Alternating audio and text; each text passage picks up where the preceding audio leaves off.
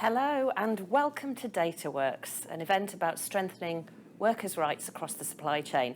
I'm Emma Thwaites from the Open Data Institute and I'm going to be your host throughout the morning. And for the next 2.5 hours, we'll be looking at the role of data in labour rights and supply chains. Today marks the culmination of work the ODI has been doing with Humanity United. Last year, we joined forces to run a peer learning network for data organisations in the labour rights sector. This network aims to create a forum for organisations to compare insights about workers' rights across different sectors and geographies. These organisations also share knowledge of best practices and pitfalls to avoid, and they support each other to improve conditions for workers and address data challenges. Well, since then, the Peer Learning Network has worked together to build a more open and integrated data ecosystem. And today, they're going to share their experiences. We'll be joined by grassroots organisations, labour rights advocates and business leaders, all of whom are going to discuss the challenges and the opportunities of using data to empower workers and promote ethical supply chains. We've registered more than 250 people for today's event, and already we have guests joining us from Indonesia, Thailand, the United States, and more. And coming up, we'll have videos and panel discussions and keynote talks from experts on the role that data plays in supply chains. And if you want to get involved and ask questions for our guests, please drop them in the chat and we'll get through as many as we can. Colleagues from the ODI and Humanity United will be there to pick up and respond to your comments and questions. But first, and kicking off the event, we have an introductory message from Katrina Gordon from Humanity United.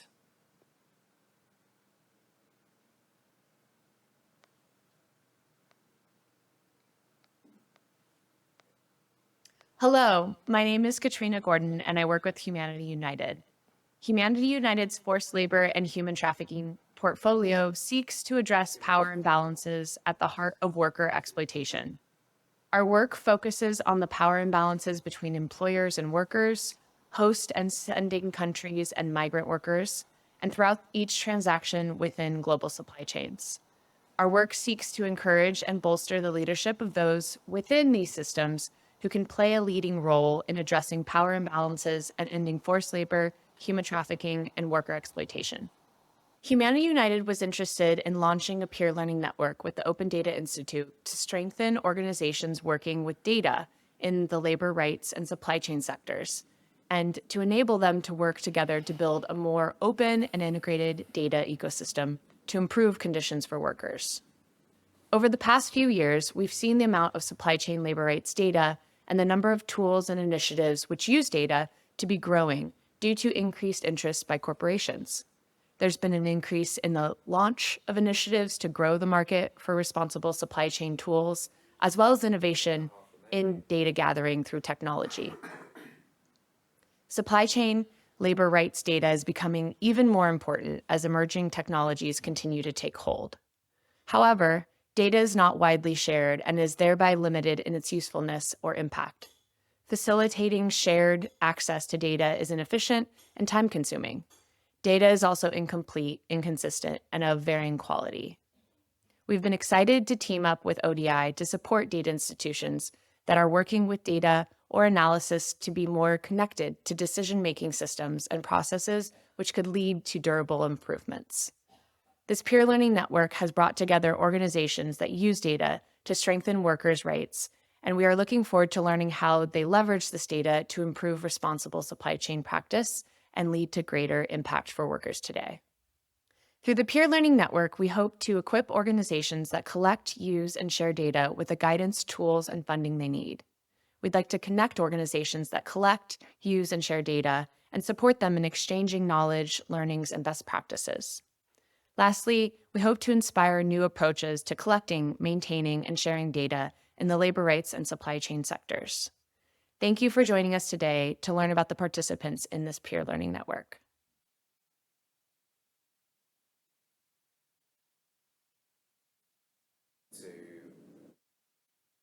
Thank you, Katrina. So in this event, we're going to look at the important role that data can play in driving transparency, transforming supply chains, and empowering workers.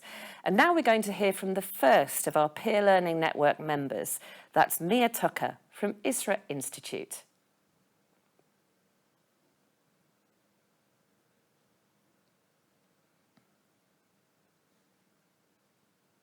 Hi, my name's Mia Tucker. I'm the Manager of Strategy and Global Partnerships here at ISRA Institute, and we joined the ODI Peer Learning Network to better understand the way different organizations use data to positively impact workers' lives and to explore different opportunities for partnership and collaboration to have a better collective impact across supply chains. ISRA Institute's goal is to eliminate labor exploitation, including forced labor and human trafficking within supply chains, starting with those connected in Asia. The way that we work is we have programs and tools that are rooted in worker voice and aim to be empowering workers through a wide worker voice system spanning destination and origin countries of foreign migrant workers, creating a safe space for workers to be raising their voices, and then working with partners across the entire supply chain ecosystem to respond directly to workers' experiences and create positive, lasting impact. Technology is a really big piece of ISRA's empowered worker voice system and how we operate. So when we talk about having a worker voice system and worker voice channels that span the origin and destination countries of workers across Asia, that means that we're conducting outreach and empowerment activities that are both high tech and low tech, including things like direct in-person outreach in origin and destination countries with workers, as well as our 24/7 free multilingual hotline. But then there's also our presence on social media, and then our Golden Dreams application, which is a Yelp-like job marketplace that ISRA developed based on feedback and insights from workers into challenges around finding ethical employment. And through this application, workers can then also be sharing different concerns or questions that they have. But then where technology really comes in to bring these different high-tech and low-tech avenues together is through what we call our inclusive labor monitoring case management system. So the ILM is completely in-house built technology, case management dashboard that's secure for our team, for our civil society partners, and for business actors to be seeing the actual issues that are coming in from workers and then be moving through case management processes. Data can be an excellent way to be directly empowering worker voices and then providing them a seat at the table that they so often don't actually have.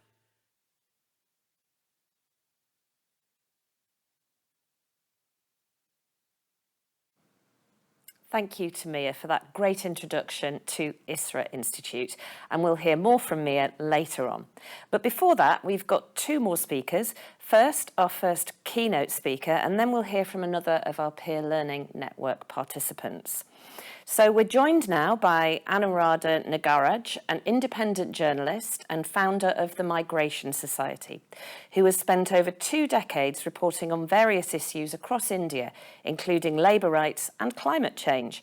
She was also one of the external judges who helped us to select the members of the Peer Learning Network, and she's here to talk about how data can tell the story of workers' lives and become a tool for positive change when it's in their hands. Welcome, Anuradha. Hello, thank you so much. I hope I'm audible clearly. Thank you for inviting me to speak at this event on an issue that is key to understanding and ensuring a better deal for workers, particularly those who are part of the informal workforce and from marginalized communities. Now, data is defined as facts and statistics collected for reference or analysis. This would be a definition you would find in a dictionary. But in a small room in a village in Tamil Nadu in South India, data is about being a collective. For the young garment workers sitting in a circle in that room, talking about their health concerns and trying to understand if and how a 12-hour shift could impact their well-being, the numbers began adding up and morphing into a tool for collective action.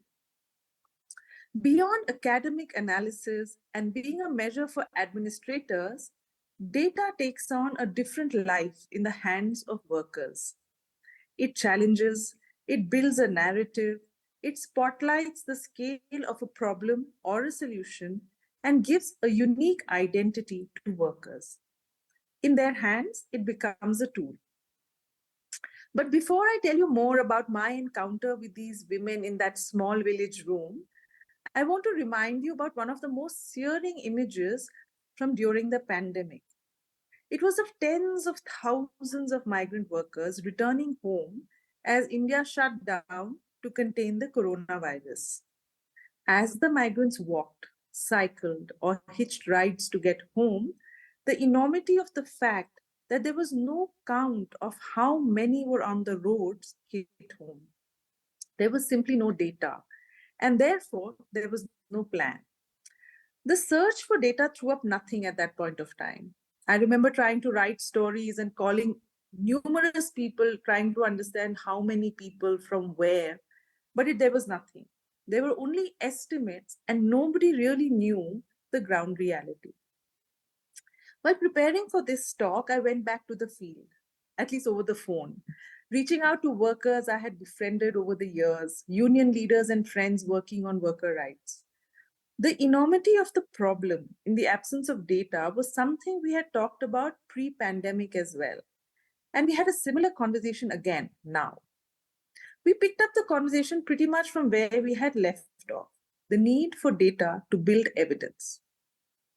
So now I will take you back to that small room in Tamil Nadu village. The conversation in this room began with an innocuous remark about a young worker's menstrual health. In response, another worker said she understood because she was going through the same thing. When the third nodded in agreement, everyone sat up and a quick survey was done. 8 out of 10 girls in that small room were facing similar health issues. Over the course of that 1 year, I started keeping a record of menstrual health issues of young garment workers across the region, asking the same question and getting pretty much similar responses. The workers themselves then also started asking others on their shift, and the more they talked about it, the more they realized that they were not alone. Back in that same room, after more than 6 months, I sat listening to the girls exchange data, not just anecdotes from their workday, but numbers that reflected that their co-workers were facing similar health concerns and that the issue was rampant. The numbers shaped their resolve to demand for a better workplace, for more toilets, more breaks, and access to healthcare on the factory premises. I could not have talked about this or done it alone. I remember a 19-year-old telling me, adding that she had found courage in these numbers, the fact that they were all in it together. As a journalist, I'm always in the pursuit of data, looking to see the scale of a problem, the impact of a solution, using it as context and evidence in my writing. As a journalist, I'm also skeptical of data, concerned about its authenticity. Is it exaggerating a situation or underplaying it? So I have a sort of love-hate relationship with data. But in numerous instances, I have seen or been made aware of that even small data sets become big representation for underreported issues and underrepresented people. The refrain from the ground is common. All problems arise from the fact that there is no data. Almost all action on ground is built on the evidence that data provides. The emphasis of a campaign, the backbone of a public interest litigation, raising an issue in a labor department or with a factory management, all have data at their foundation. Numbers help in recognition. A union leader has told me repeatedly, adding that when a data set is validated by a credible organization, it empowers those who are represented in that data. But the data challenge is about collecting authentic, valid information and ensuring that it represents the true picture and is interpreted in the correct way. Data collection is difficult. particularly when done via surveys conducted by external agencies. Language, the nuance of a neighborhood, and the access can impact data collected. But in instances where workers do it themselves or are actively involved in the process, there is a better understanding of why a data set is being collected and what role it will play in shaping their future. I have seen the use of data evolve in the last decade. Earlier, for issues that I brought up with officials or employers, the response would be, but there's no complaint, no one has brought it up, there are no numbers. Workers' rights would only be discussed outside of the workplace, where the issue was visible but not the scale of it. This scenario has been changing. I have seen worker-led organizations build the evidence using data. The result? They always have numbers handy. And the conversation is no longer about where is the problem. The starting point now is that this is how big the problem is, and therefore, what is the solution? But most importantly, in these numbers, a new worker identity is also carved, and that is crucial for securing their rights. As the founder of the Migration Story, a news portal that is committed to telling the stories of India's internal migrants, one of the things that we are committed to do is build this data set or collate various data and bring it on a platform which will help everyone understand the scale of how many people move in this country to work. And therefore, if there are so many people coming into a city, how does a city then plan for them? And how does it ensure that people who build the cities have access to housing, access to water, access to sanitation? And this is where I feel that data is an important tool. And going back to that little room in Tamil Nadu, I remember these young girls rattling off numbers a year down the line and telling me, did you know that there were so many of us who are having this problem, and that it's not only in my factory, but it is in factories, in my friend's factory, in a factory where my cousin has migrated and gone to work. And I think it is in that identity that workers find solutions. Once again, thank you so much for inviting me. I really look forward to listening to all of you here. Well, Anuradha, thank you so much for that talk. That was really inspiring, and thank you for joining us today. I hope you don't mind. We've got a few questions, and I'm going to take presenter's privilege here and ask the first one. So something that really struck me as you were speaking is the idea that data in the right hands or in the wrong hands can be extremely powerful. And I just wonder what your kind of, I guess, top three things would be in terms of what needs to happen to address the power asymmetries, to make sure that, you know, that data doesn't fall into the wrong hands and isn't used for the wrong purposes, and that it benefits workers. Right. I think one of the key things from my understanding is for workers to know why data is being collected.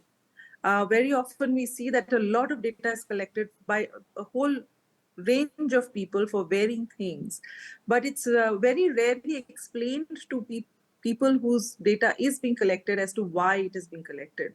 I think one of the ways to safeguard how data is collected and used is to explain to workers why it is being collected, where it will be stored, and how it will be used. I think very often in data collection, these 3 points are not answered, and therefore it is collected, but then we don't know how it's used. I also feel that there should be certain ownership that workers can have on the data that they are generating. And by that, I mean that they should be able to access that data wherever it's stored. They should be able to understand what that data means. And very often this could also just mean by, having that data available to them in a language that they understand.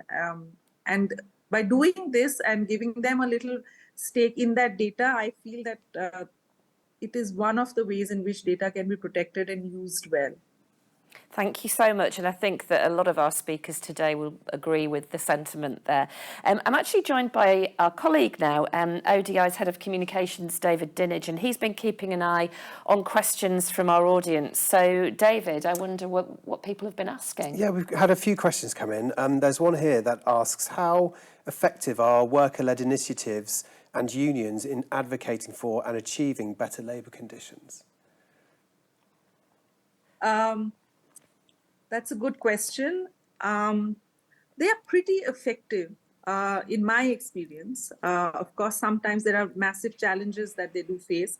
But overall, I think the fact that they are approaching a problem with evidence is very empowering for them. So I think it boosts their stamina to push for a change and fight for their right much more, because they know that they have enough in terms of data to respond to queries that may come from the other side. So I think that when there is a good partnership of workers or worker-led organizations with the data collected, it is empowering. It does help and it does push their cause further. Thank you. Another great question here. How do 0 hours contracts or other forms of precarious employment affect the mental health and well-being among workers?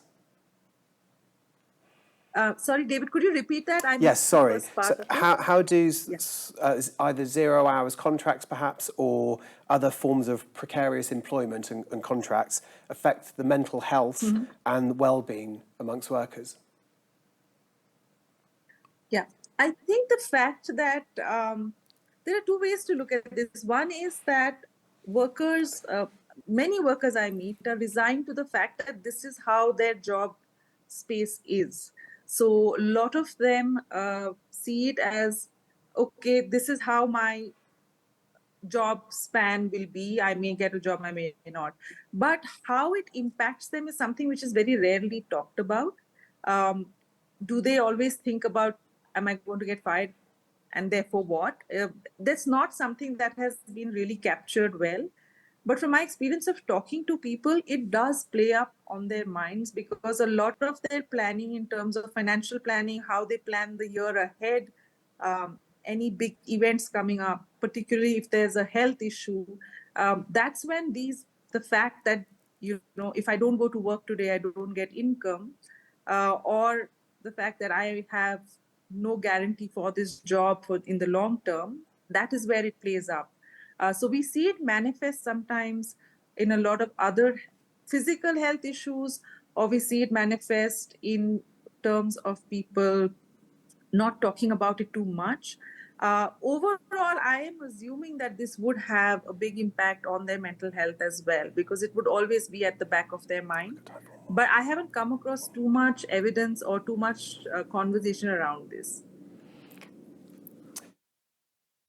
Just another great one come in. So with the demand for authentic worker stories and voices, how do we avoid the risks of the worker voice being commercialized in the process of data collection or telling those stories?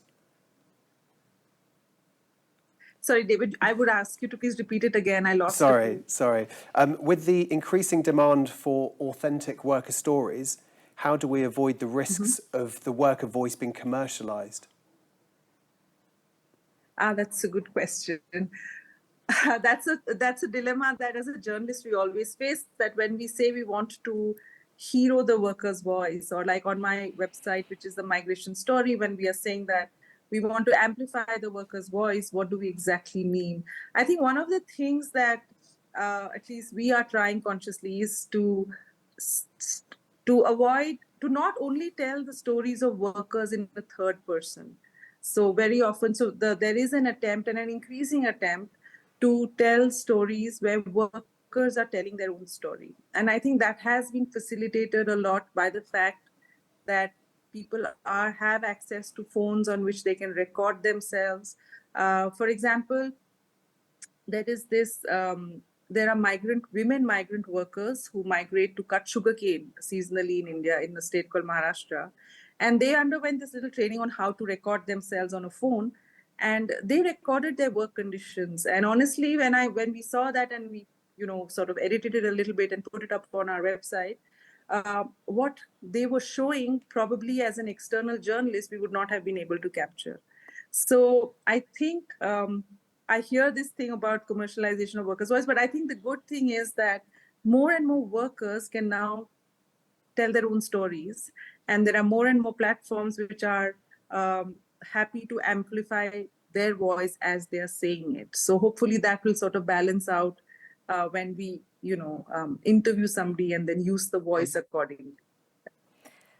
Great answer, and some really good questions there as well. But I'm afraid that's all we've got time for. Thank you so much, Anuradha. Thank you. Thank you so much for having me.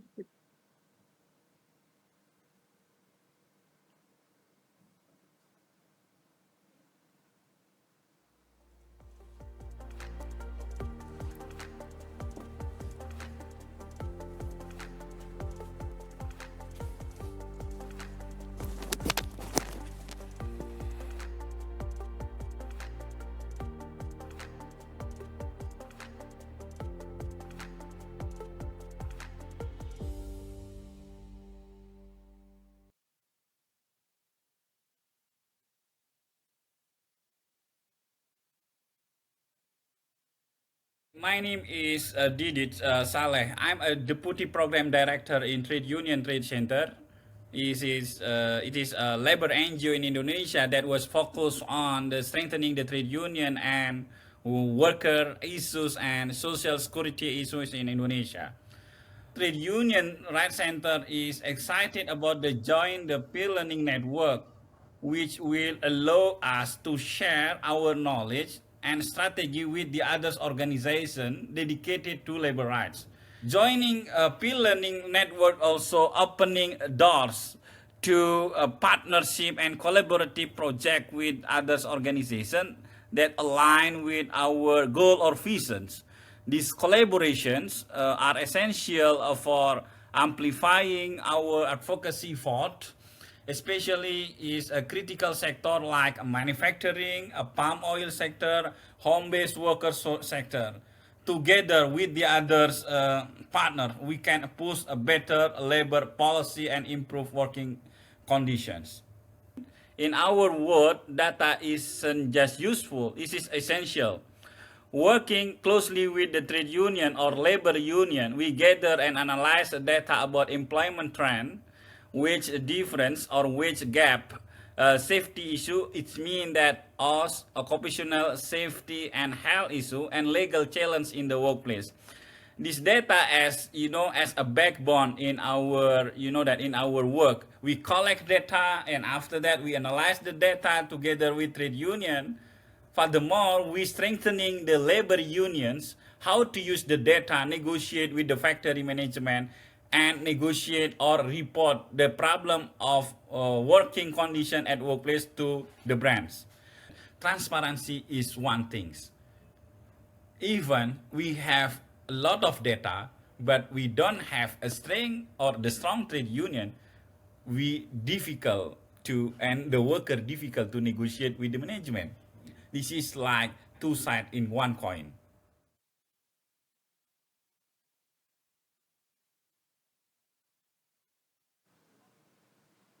And thank you to Didit Saleh there. We'll be going live to Indonesia later on to hear directly from Didit. But I'm pleased to say that we're now going to explore further this issue around hearing workers' voices and advocacy. And that also gives us a chance to welcome some more of our Peer Learning Network participants in person, albeit remotely. We'll take questions throughout this panel and ask as many as possible in the time that we have at the end. So David will be joining us again then. And please post your questions in the chat so that we pick them up. And so to our panel, and I'm delighted to welcome Irim Josjan from Open Supply Hub and Imron Sayatepi and Olivia Bwalia from CNV International. Hello, everyone. Do we have the panel? Hi, Emma. Hello. Hey, Hello. good to Hi. see you again. Nice to see you. Okay, so really interesting film there from Didit. But I'm going to come to you first, I think, Olivia, from CNV International. In your work, you work with unions to collect this data directly from workers. In your view, why is it so important to then make that data accessible to those workers? Yeah, thank you so much for your question, Emma.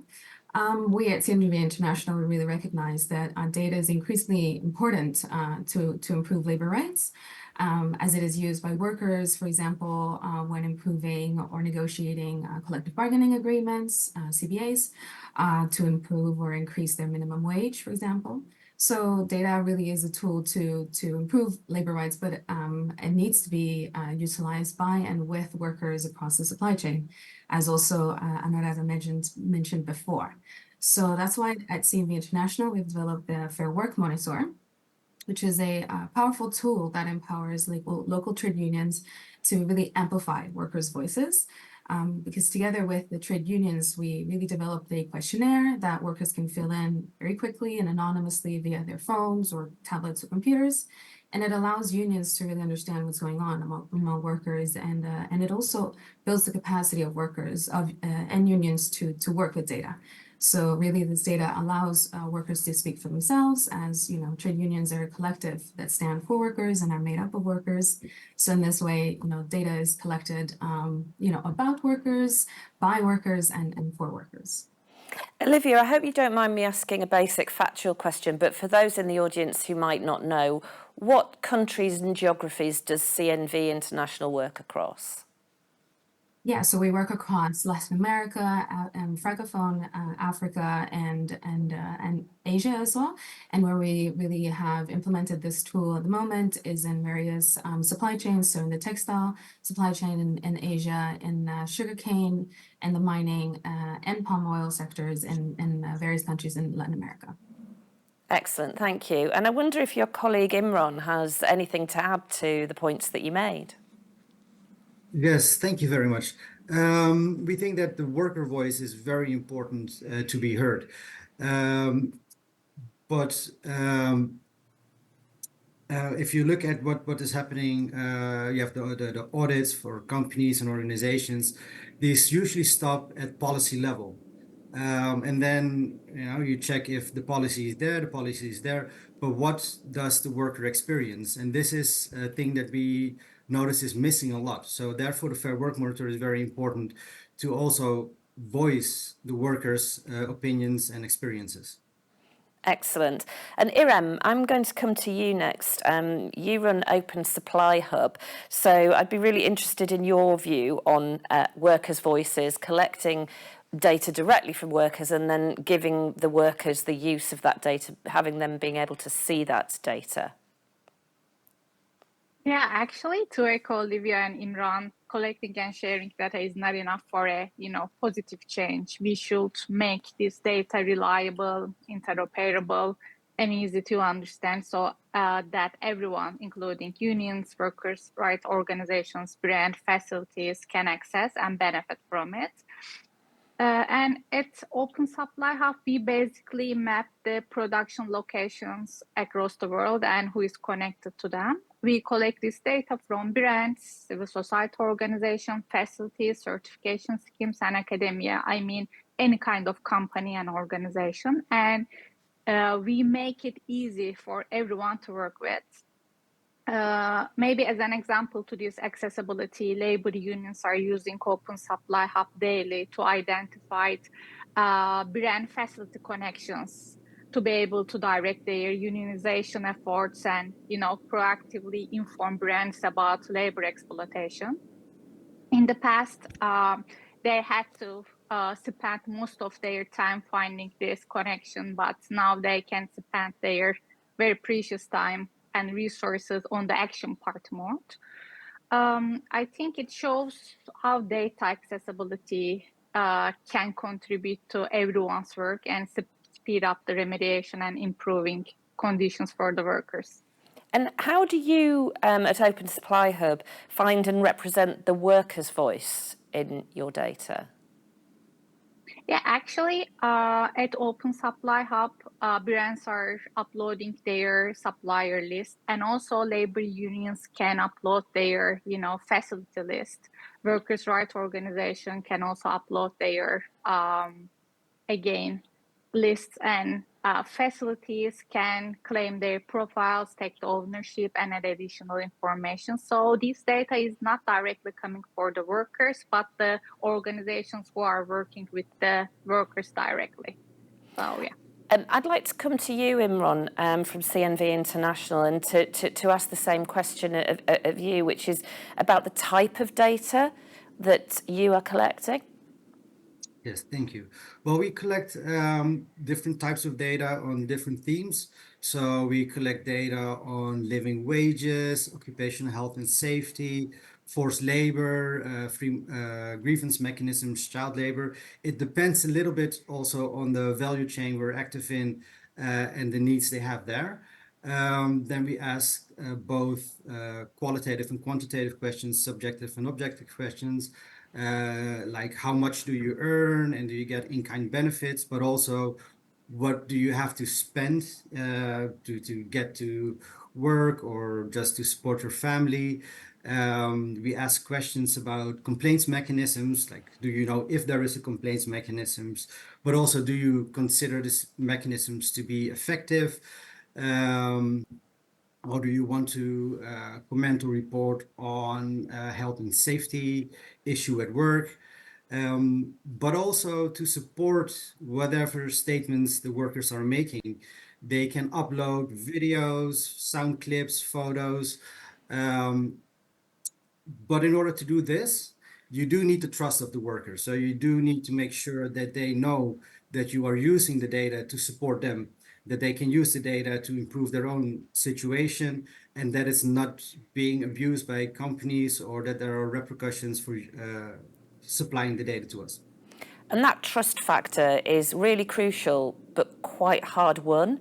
What mechanisms does CNV International put in place to reassure workers that their data is going to be cared for, that they're going to be safe, that their interests are going to be protected? Yes. So all our surveys are anonymous. We do not share data that can be linked to a person with third parties. We store the data safe and securely on servers. And also in negotiations, etc., we do not refer to a person. Excellent. I'd actually like to come back to your colleague now, because I'm really interested in practical sort of real life examples. So we've heard a little bit about the data that you're collecting and some of the applications of that data. But Olivia, are you able to share some examples of your work where data has been put to good use to kind of create real impact and positive change? Yeah, thank you so much for your question, Emma. And I really think it links to what also Imran was just talking about, which is some of the trust is gained because we've been able to show some of the impact that we've been able to achieve together with our trade union partners. So, for example, in our work in Nicaragua, in the sugarcane industry, we have been able to, together with the partners, of course, the trade unions were able to negotiate a 10% salary increase for workers in that industry. As well in the textile industry in Cambodia, the data is used for sector-wide negotiations on minimum wage in Cambodia with the government. So those are some examples of how our data really is used, and I think that also contributes to the trust that we have.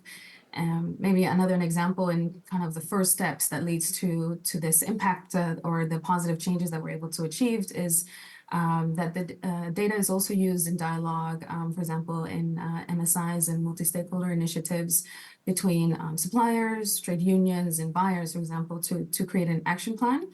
And this is really the first step. So it's really to show that, workers, the data is not just workers, is not just benefiting workers themselves, but it really is also for companies to take action to improve their due diligence. Excellent. I've got to ask Irem the same question about impact and positive change. So what examples do you have for us, Irem? Yeah, actually, there are lots of examples, but I love one of them as a citizen based in Turkey.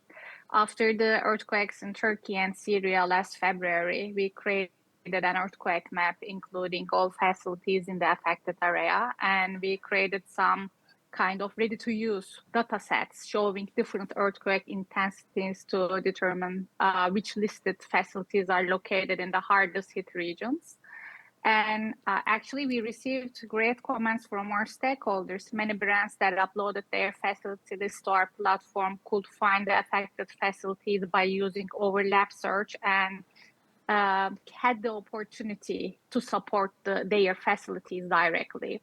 And on the other hand, civil society organizations use this map to focus their efforts on the correct locations. And also it was used by many researchers to research the purchasing behavior, purchasing practices of the brands and how they support or not support the affected facilities and their workers.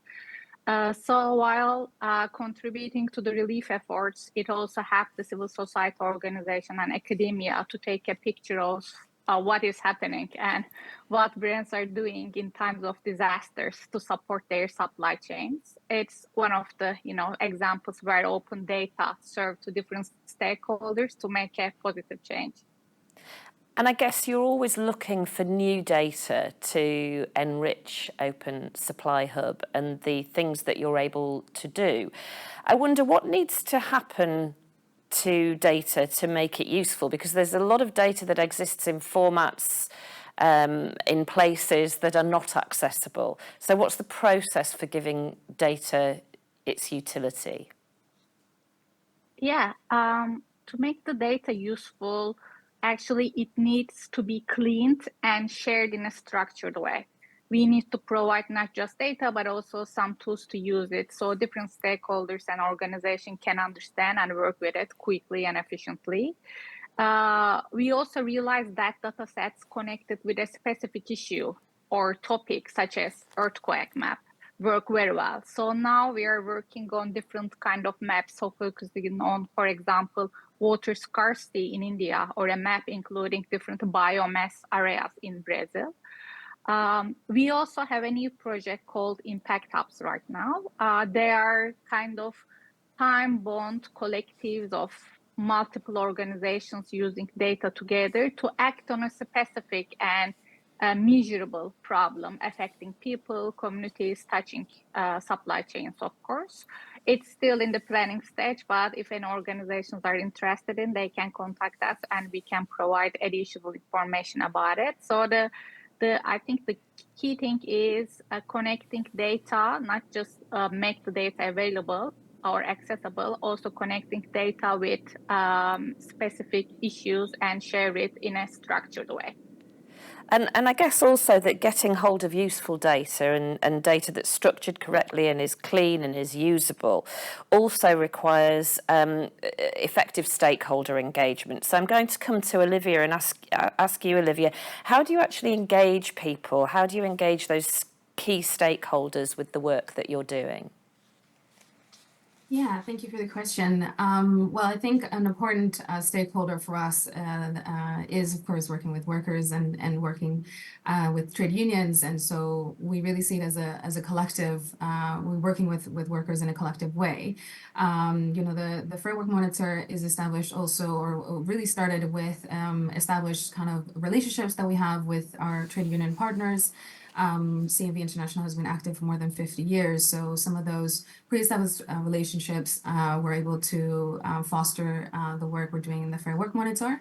And it has really grown through some of the achievements that we've been able to achieve, some of the real positive impacts that workers have seen. We've been able to kind of grow the network and expand on the work that we're doing with various kind of local trade unions. And we're also reach out to some of the other stakeholders. Imran, maybe you can say something about that. Yes. So we're also active in multi-stakeholder initiatives where suppliers and buyers and other stakeholders are represented. And there we can also use the data and our findings to identify what the problems are on the ground and try to tackle that problem and together work to a solution. That's excellent. Thank you all so much. I think what we're getting here is a sense that data, the right data in the right hands, has real potential to transform labour rights and supply chains to the benefit of workers. And that's really great to hear. I'd actually like to ask you all one final question, which is what your real sort of hopes, ambitions, aims are for the future. And I'm going to come back to Imran, if I might, first. Sure, thank you. So for the future, we hope we can work with more stakeholders in the supply chains that were active to ensure the worker voice is heard and used also to improve their labor rights. Thank you. Olivia, your thoughts and hopes for the future? Thank you, Emma. Yeah, just to maybe add to that is, you know, we really focus on not just collecting data for the sake of data.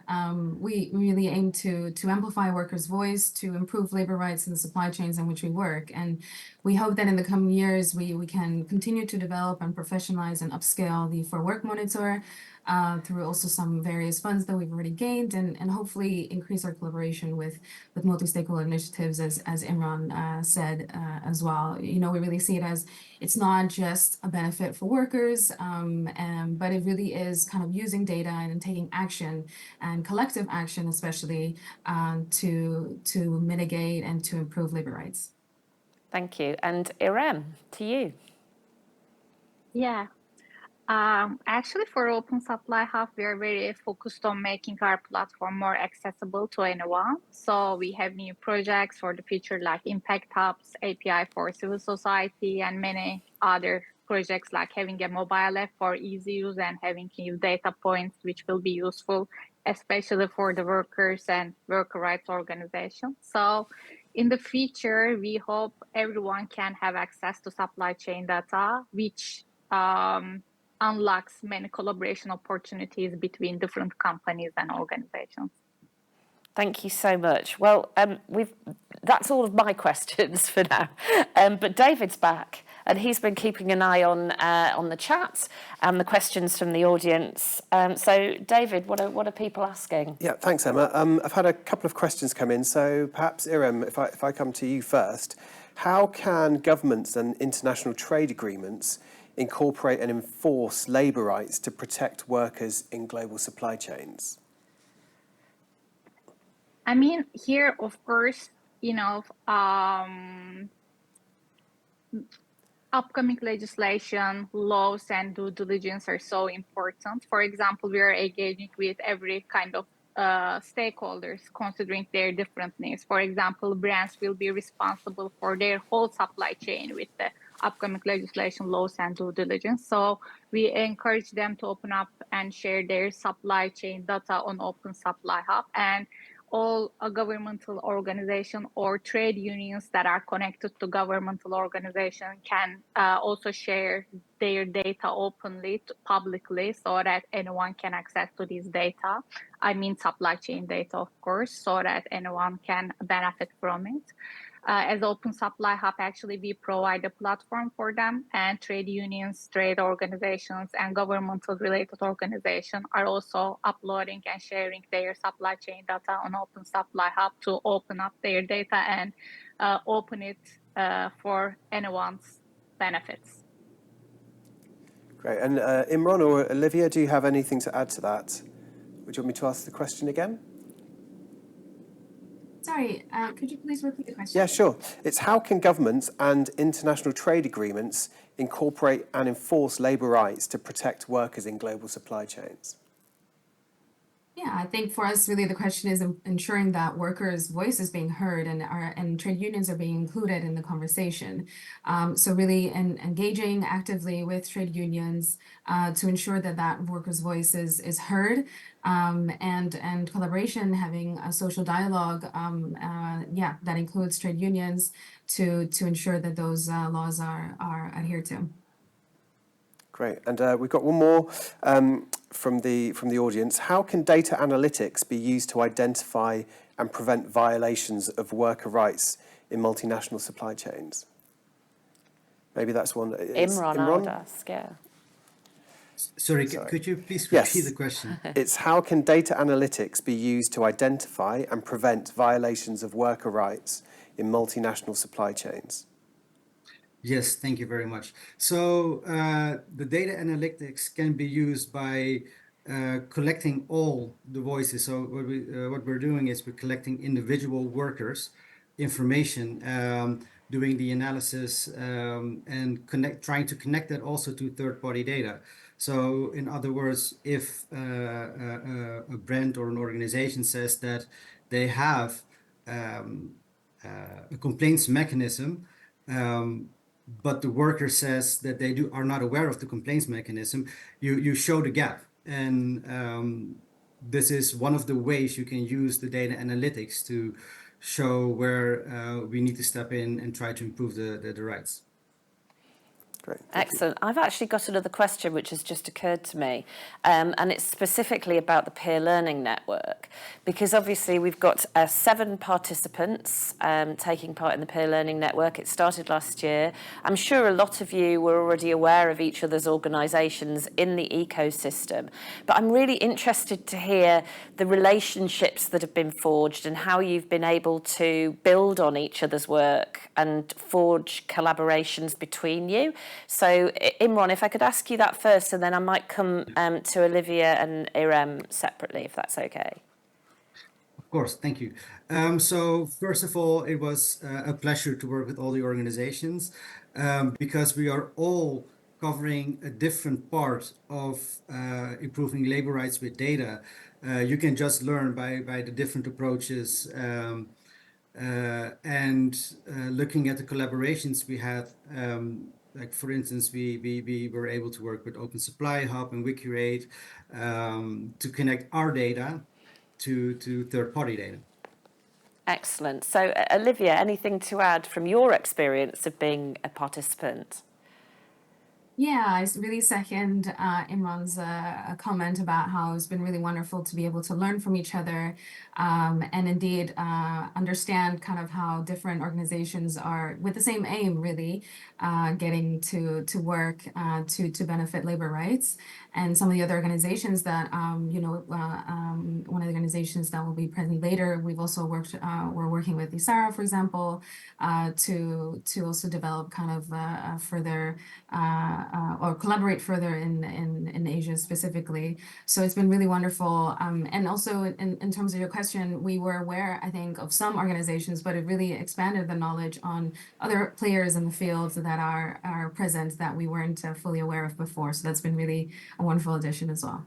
Thank you, Olivia. And Irem, the same question to you. Yeah, it's been an excellent experience for us because different than the other organization, Open Supply Hub is not working with the workers directly. We're not connected with the workers directly, so we learned a lot. Also, we get inspired by other, participants about new impact hub ideas about minorities such as home-based workers or cooperatives or smallholders. So it really, widen our perspective, and we also, as Olivia and Imran said, we also had the opportunity to collaborate with other organizations. So I'm sure we'll use their knowledge and experience for the future in different industry, in different regions. So yeah, it's been so valuable to us. Well, that's great to hear. I've heard that we've got one more question that's just come in from the audience, so we're going to take Thanks, that one Emma. really yes, quickly. I'll ask, Irem, if I ask you first, and Olivia, if you can answer the same question after perhaps, but to what extent are the mechanisms and tools that we're discussing in this panel capturing the voices of workers of informal labour markets and labour markets that aren't covered by unions? Can you repeat the first part of the question? So to what extent are the mechanisms and tools that we're discussing in this panel, how are those things capturing the voices of workers in informal labour markets and labour markets that aren't covered by unions? Yeah, actually, it's a great question. From Open Supply Hub perspective, we invite everyone to contribute data to Open Supply Hub. So it is not limited with labor unions, trade unions, but any kind of worker organizations. Also, workers can also, upload data. So we are not limited just one stakeholders, but multiple stakeholders. So this peer learning network really made us to understand we need to include not just one stakeholder, but various stakeholders, every kind of data we should accept and process and provide to all. Great, thank you. And Olivia, can I ask you the same question? So yes, how do the things that we're talking about in this panel, how do they capture the voices of workers who are in informal labour markets and other labour markets that aren't covered by unions? Yeah, thank you so much for the additional question. Actually, we really also work with informal workers in some of the sectors that we work in with the Fair Work Monitor. Part of the effort really was to map out and have a clear understanding of the informal workers or tertiarized workers in certain areas, for example, in the sugarcane industry. So really the Fair Work Monitor also helps us through the methodology of a snowball kind of methodology of reaching out first to workers that we are either aware of a connection to through the trade unions, for example, for them then to share the questionnaires and the surveys with other workers that they're aware of that are maybe not as aware or are tertiarized workers, for example. So that's one way that we actually really work with those workers and are able to kind of identify the workers that are previously sort of the unknown populations. Thanks very much. Great questions from the audience. And I'm afraid that is all that we've got time for just now. But I'd love to thank our guests, Irem, Olivia and Imran. Thank you so much for your contribution today.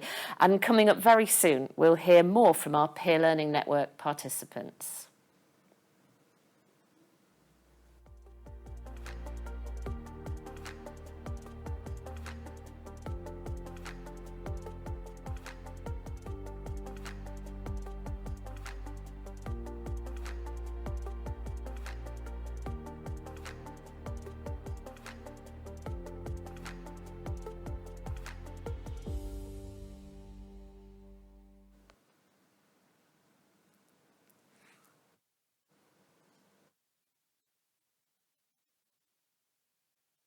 My name is Aileen Robinson, and I work as Programme Director at WikiRate.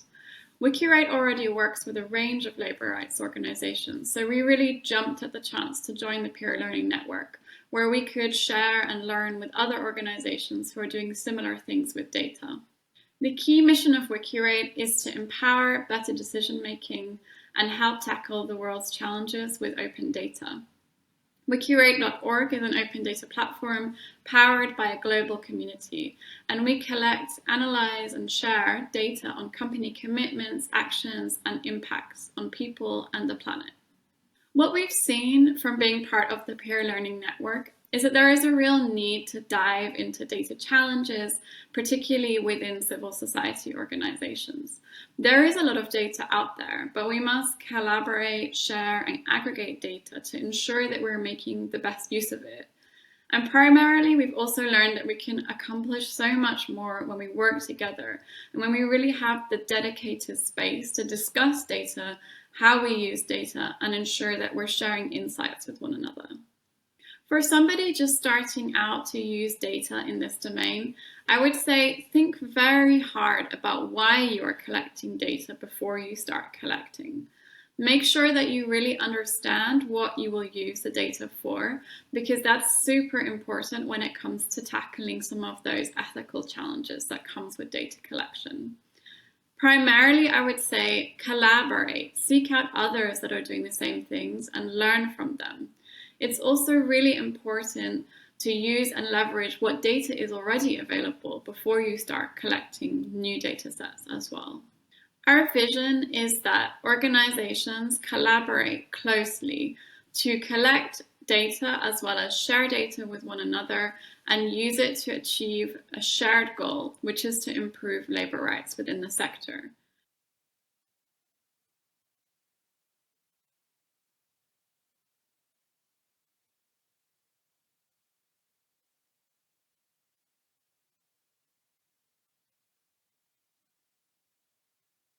Hello, my name is Bhuvan Selvanathan.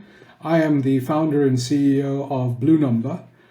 I joined the Peer Learning Network to understand how data and technology was impacting the changing world of workers' rights which is traditionally a much more analog and social element.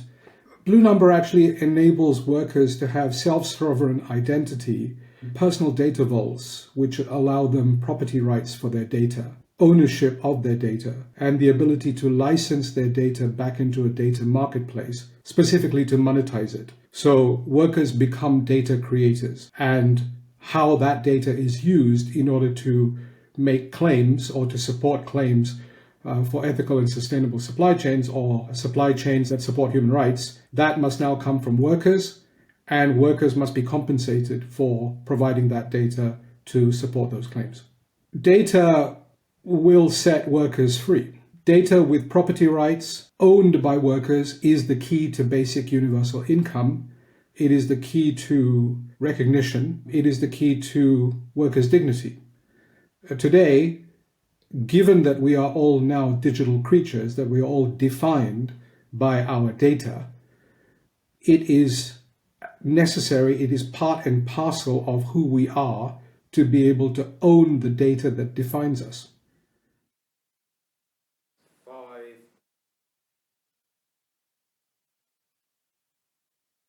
And thank you to Aileen and Poovan for their films, and we'll be hearing more from them live in person. So far, we've heard about data's role in promoting transparency and empowering workers. And we've started to see how that can bring about change and drive impact with some real-world examples from our speakers. And so now we're going to hear a little bit more about the Peer Learning Network itself, how it came about and what it's achieved. And to do that, I'd like to welcome Alea Hemmelsbach from the ODI. Hi, Alea. Hi, Emma. Hello. So first of all, my first question, what did the Peer Learning Network set out to do? Who is working on it? And how come the ODI is involved? So I guess that's 3 questions in one. Well, as we continue to hear today, like data is really central to the labor rights and supply chain sector. And we, as an open data organization, we know that there is a lot of challenges to make this data useful. And we have been working in the past with Humanity United on developing a register for data institutions in the supply chain sectors. And from that work, we knew that there is a challenge in realizing the value of data for this sector, and that there is a need to enable better data sharing and collaboration between various players. So when the opportunity presented itself to join forces with Humanity United, we were really, really excited to do so. And what we wanted to do with this peer learning network was not to just work with players that collect data and, kind of work with Global North organizations, but we wanted to reach organizations and work with organizations who work with on the ground and who reach workers on the ground. So this peer learning network was really about finding different organizations with different approaches to do that, to have an impact on the ground, and to see if there are shared learnings, if we bring them together, and if collaboration between those organizations could really enable a better and open, transparent ecosystem that ultimately could benefit the worker. So we've got some of those participants with us here today. Could you just say who the organisations are that have been working in the Peer Learning Network and where they're based? I think it's really interesting to hear about the different geographies, the different countries that are involved. And then perhaps just say a little bit about what the different organisations work on as well. Of course. So we are joined today, fortunately, by all the participants. So we have 7 members in the Peer Learning Network. All the members, have reached out to various regions in the world, but the particular representatives of the organizations are all based between Europe and Southeast Asia. We have selected that so that we have a space where we can come together and work in a constructive way, in a manner that everybody can participate at a time that is possible to do so. So we have various kind of different organizations joining us. So we have the International Transport Federation, for example, which is a union of unions representing transport workers all over the world. So thousands of transport workers. And really their ambition is to make the role of the transport worker and their contribution to a successful supply chain visible. Then, of course, we have already heard of it. We have like organizations that work very closely with unions, such as CNV International and TRC in Indonesia, both of whom work with unions together to make data accessible for advocacy on the ground. We have also organizations that are very, very kind of connected and represent or kind of influence different stakeholders across the ecosystem. So we have, for example, ISRA Institute, of whom we had a message at the very beginning. And what they do is they collect workers' voice and they use this data to then inform workers at the very beginning of the work journey at recruitment stage, to inform them about work conditions across different countries and contexts and sectors. But they also use these workers' voices to then influence brands and drive positive change by helping to understand their responsible supply chain is happening. And then we have lastly an organization called Blue Number. They try to really impact the worker, the individual worker on the ground. So, and the way they do that is that they give a blue number to individual workers, which means that every time this worker is giving the data, they are paid directly by Blue Number. In addition, what this means is that Blue Number has a direct verification evidence chain. So they use blockchain to verify the data source, which is a very valuable contribution, especially when we look at social audits. Some really interesting organisations there. And in January this year... Oh, hold on. I forgot, of course, two very, very important members. Oh, gosh, go ahead. Our open data organizations, of course. How could you? Our Go open on. data organizations. Tell us about them. How can we forget them, especially as the Open Data Institute?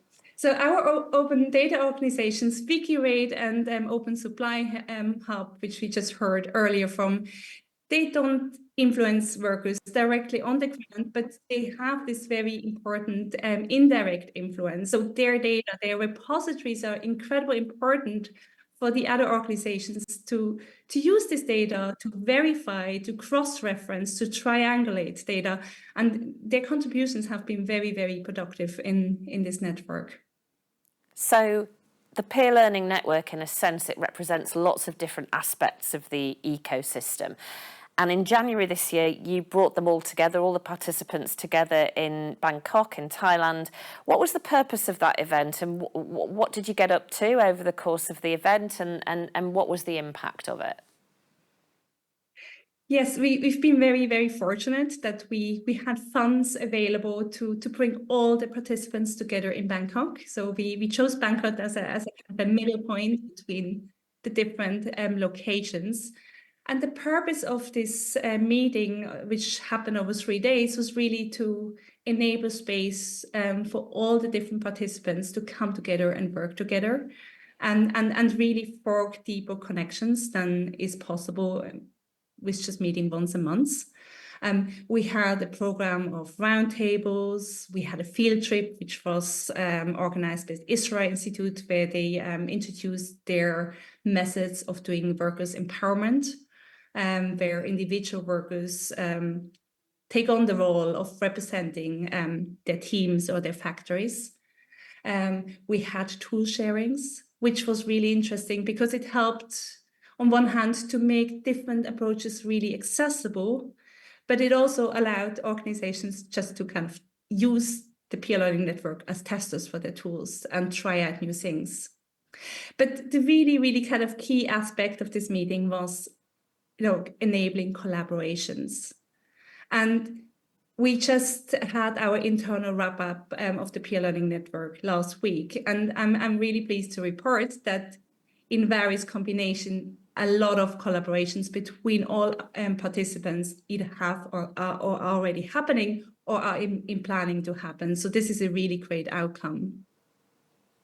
And to give you maybe a bit of a sense of what this can enable or the impact this can have for workers on the ground, we have one use case that is already published, that is a collaboration between WikiRate and CNV International. And what they did was they looked at where they have data sets that are matched in either repositories.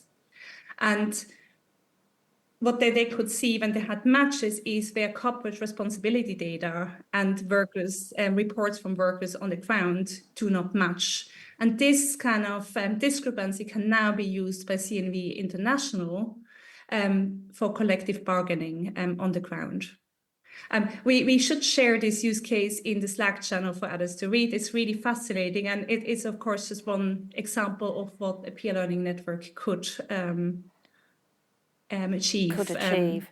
Absolutely. And, you know, you've given a sense there of what that the idea of the peer learning network is not that it just stops on the day that kind of intense period of activity ends, but that you have an ambition that should continue long after. So I wonder, what do you hope will be the ultimate outcome or the impact for workers specifically of the peer learning network? Excuse me. Well, it's a really good question and a complex question.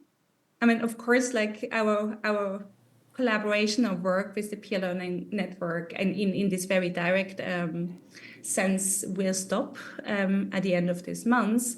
But we, of course, hope that this has kind of led the seed in seeding this very, very important collaborations.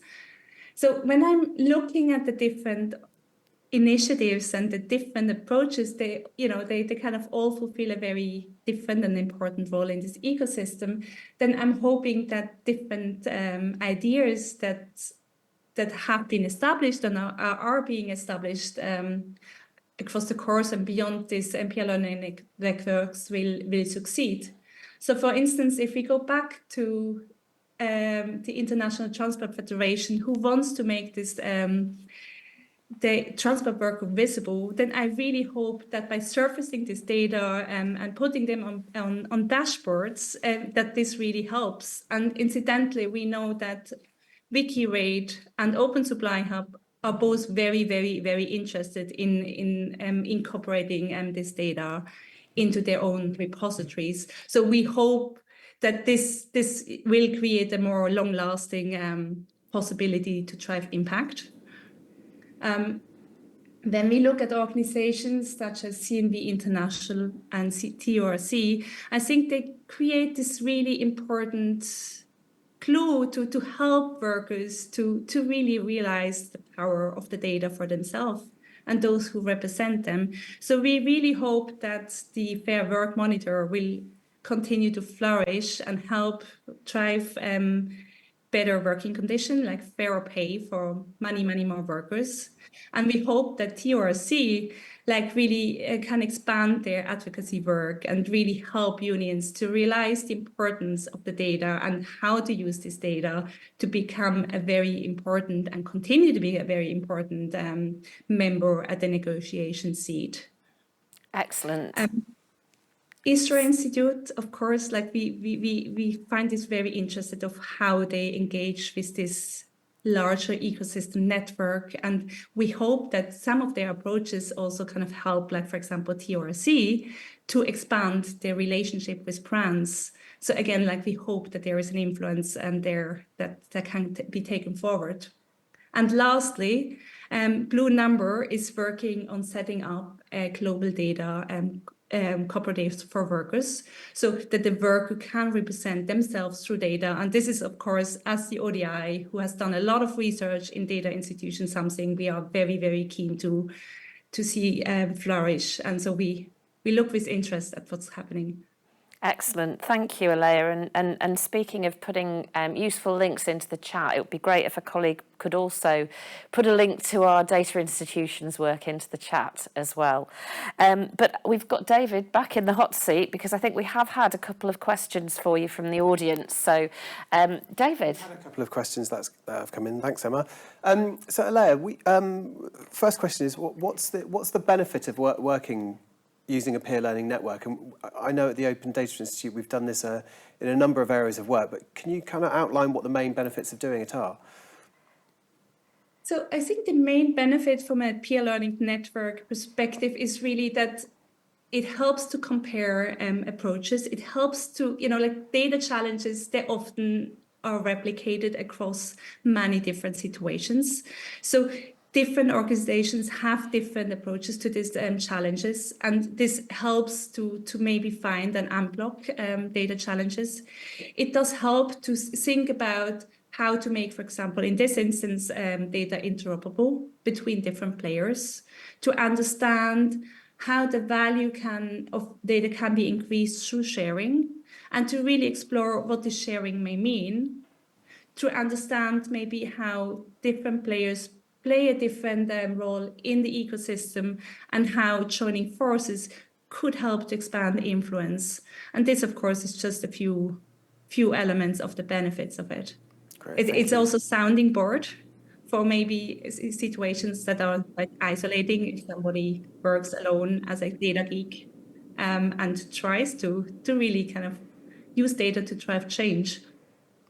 And also, how was the peer learning network selected? Can you tell us about the criteria that was used when selecting participants?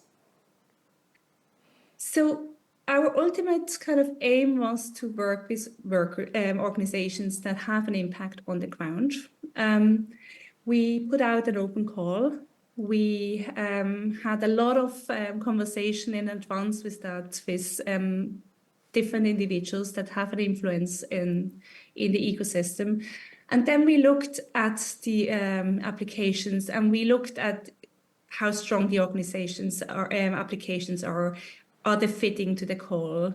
And then we looked how do they complement each other. And in the last instance, for example, we put this open call out as kind of looking at informal work and supply chain sectors, but ultimately we had more organizations that looked at supply chain and labor rights issues. So we had to make the call to bring that together because we felt this creates a better cohesion and allows us to really establish more success and ultimate impact for workers on the ground. But all in all, I have to say we had a lot of strong applicants and we were very, very sad that we couldn't extend the opportunities to more organizations that could have benefited from it. Thanks, Leon. I've got one more question here. So somebody's asked, can peer learning networks be replicated in other parts of the world? Or if they are, do you know of any that are there already? But is it something that can be used in different locations? Absolutely. And as the ODI, we have worked across the world. So, for instance, we had an open data leader peer learning network more than 10 years ago, where we worked with Russia, Ukraine, with African leaders. I think Indonesia, I believe, did it from TRC, was part of that, incidentally, many years ago. We had last year a peer learning network with organizations that looked at climate change, where we worked predominantly in Africa. But yes, it is a methodology. It is a methodology we adjust always to context of the different members. So sometimes we have it more as a kind of a taught programs if members are at early stages of developing initiatives, or like in this context of when we worked with open data leaders, we had a more kind of a roundtable-ish format because it was really more about sharing approaches and sharing challenges from a more established perspective.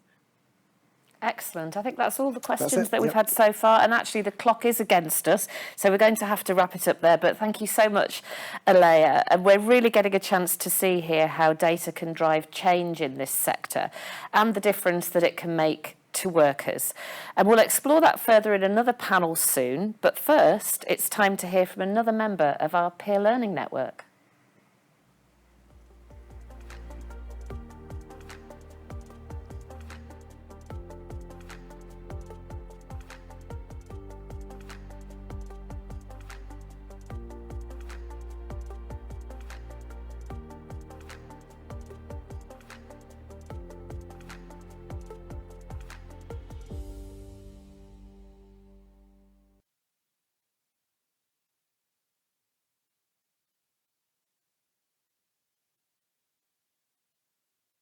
My name is Seth Pear. I'm the head of data and research at the International Transport Workers Federation. The key mission of our organization is to represent nearly 20 million of our members spread out in 670 unions across the globe. That can take the form of negotiations, representation, enforcing standards, enforcing wages, public education, but it's all driven towards increasing the rights and the respect for transport workers across the globe. We have over 130 inspectors across the globe in ports, inspecting vessels, enforcing workers' rights. Those inspectors are generating a lot of data that's used operationally, but we are exploring ways to transform that operational data into data that can be linked to supply chains and brands and companies in those supply chains to try to uncover the hidden links in the maritime shipping supply chain. We feel like we can mitigate risks, we can identify bad actors, we can identify good actors, we can bring transparency. And seeing the different ways that my peers in the peer learning network are also doing the same sort of thing has given me a lot of new ideas about how we might release the data, how we might unlock the value of the data, things of that nature. Transport is actually a very data-rich sector, all of its subsectors, and there's pools of data sitting out there in the different subsectors in the overall sector that's only being used in very narrow silos. I think there's ways to link up those pools of data and to illuminate hidden corners of the transport sectors that could be very beneficial in terms of standards and conditions for transport workers.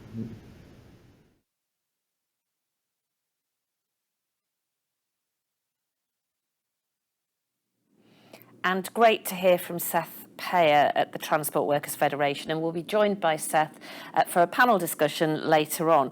But now I'd like to welcome a couple of other guests, Poovan Sandanathan from Blue Number and Didit Saleh from Trade Union Rights Centre in Indonesia, who we heard Alea mentioning earlier on. And data can be an incredibly powerful resource. It can be used to reveal labour rights abuses and impact of real change. But how can it be used to drive that change for workers? Let's find out now. Delighted to join Poovan and Didit. Hi.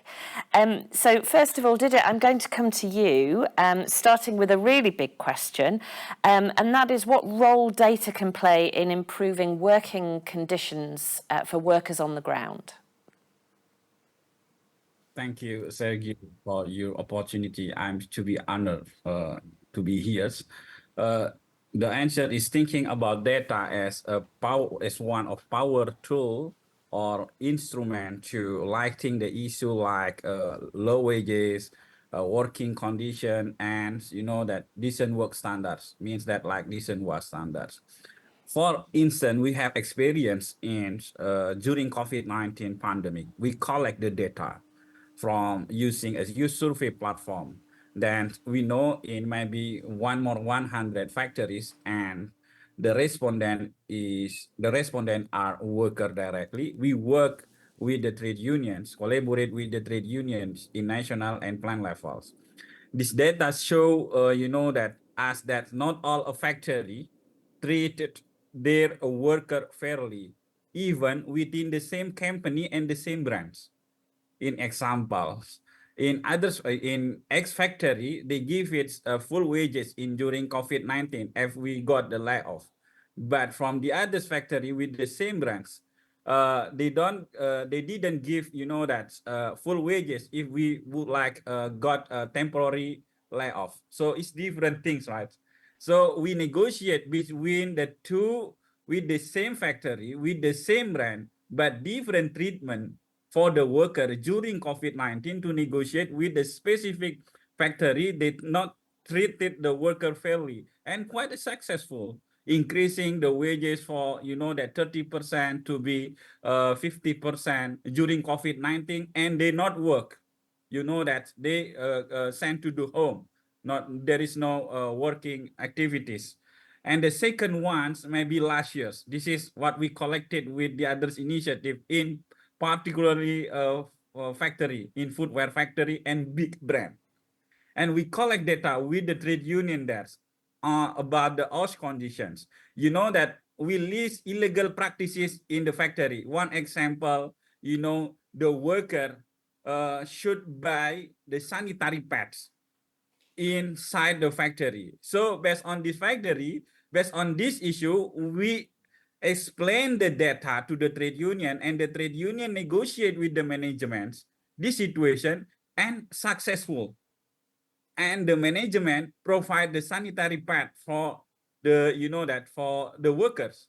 A lot of worker, for woman worker in the first, you know, that maternity leave, if, you know, that they got a sanitary pads in, you know, that in every buildings.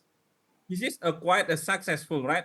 This is a significant step, not only reduce the financial burden on worker, but also enhance their comfort and health at work. Health at work. I mean that health at workplace. This is what our experience in Indonesia.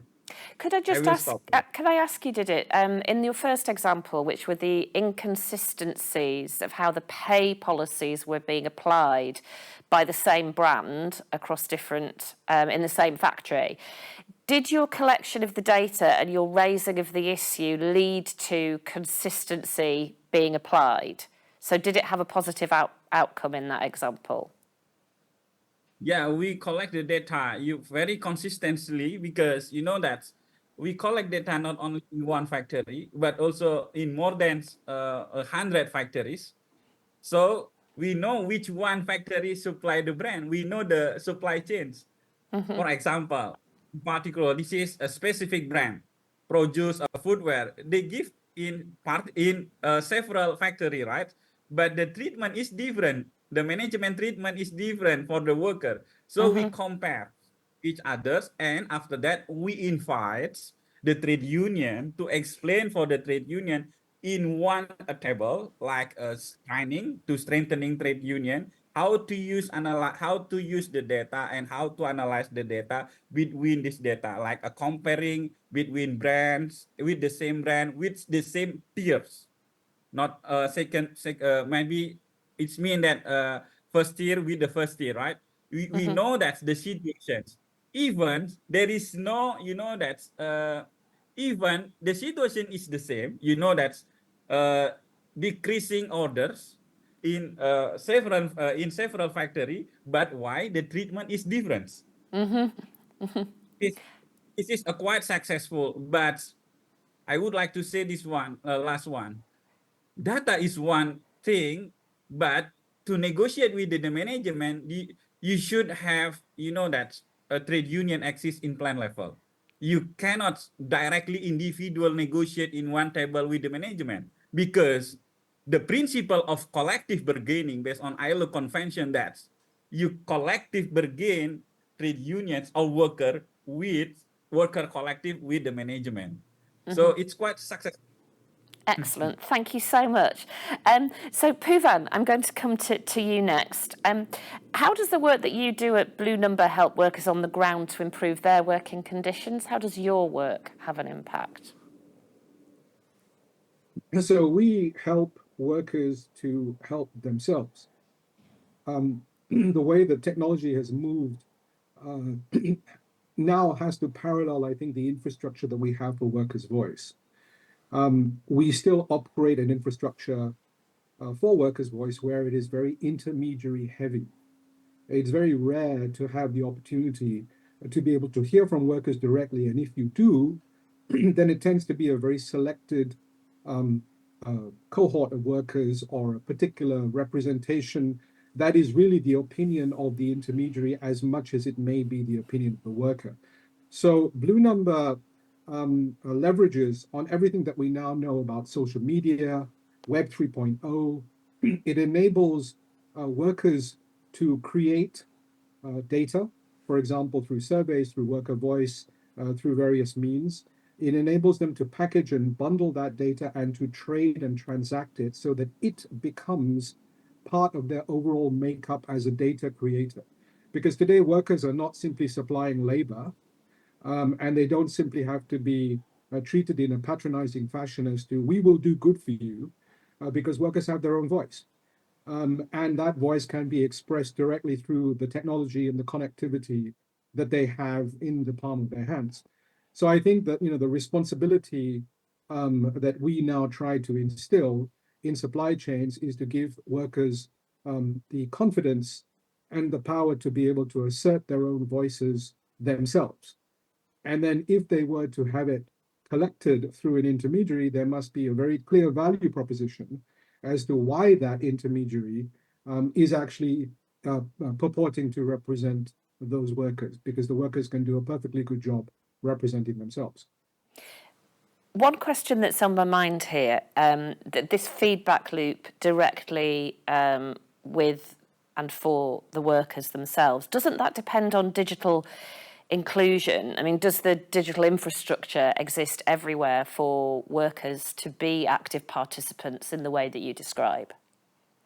It absolutely does depend on that infrastructure existing. However, I would contend that digital literacy is no more special than any other form of literacy, because if we're looking at workers' rights, we're looking at the ability of workers to be able to participate as informed actors in contracts.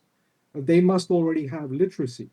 So if we are able to tolerate that informal sector or people who are not literate are obviously in supply chains and obviously work and are obviously denied rights on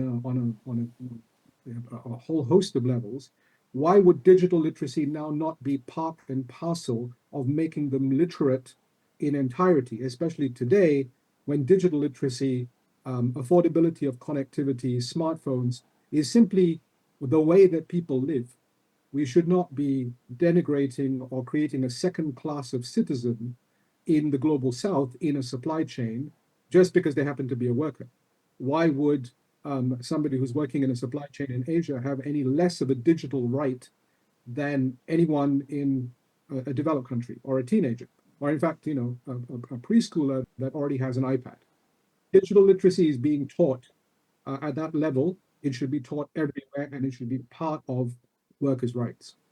I think the literacy point is a really good one. I want to come back to that in a second.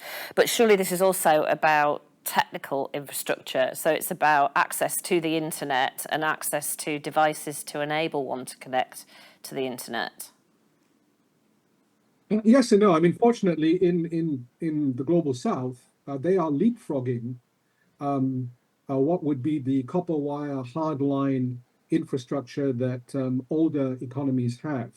So most people, whether it's in Myanmar or in India or in Indonesia, already have more access to mobile wallets, digital infrastructure, e-government services than many OECD countries.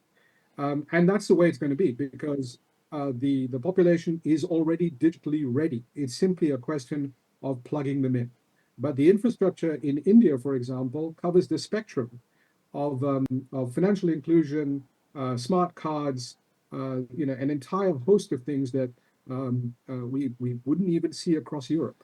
Mm-hmm. So to this point again about digital literacy and giving workers the insight, the knowledge, and the tools to be able to participate. What's the solution to that? How do we ensure? I mean, you mentioned it's the same as having, literacy around contract terms and health and safety regulations and all of those things that we might consider now to be quite fundamental. So how do you ensure that workers have the tools, the literacy tools, the digital literacy tools that they need to participate? The solution is incentivization.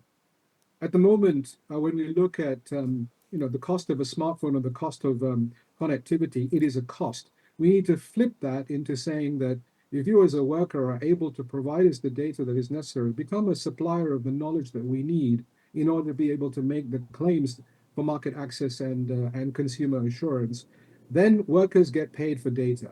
That is a very, very, very strong incentive to learn how your smartphone works, how to receive money on it, etc., etc. Incentivization is the thing that will drive it. We don't have to make it happen. It will happen by itself. The whole world runs on incentives.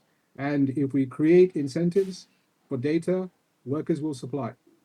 Excellent, thank you. So Didit, I'm going to come back to you now and talk about the challenges. So we've talked about digital and data literacy being potentially one of the key challenges. What other challenges exist to enabling workers to use their data, to get the value from their data?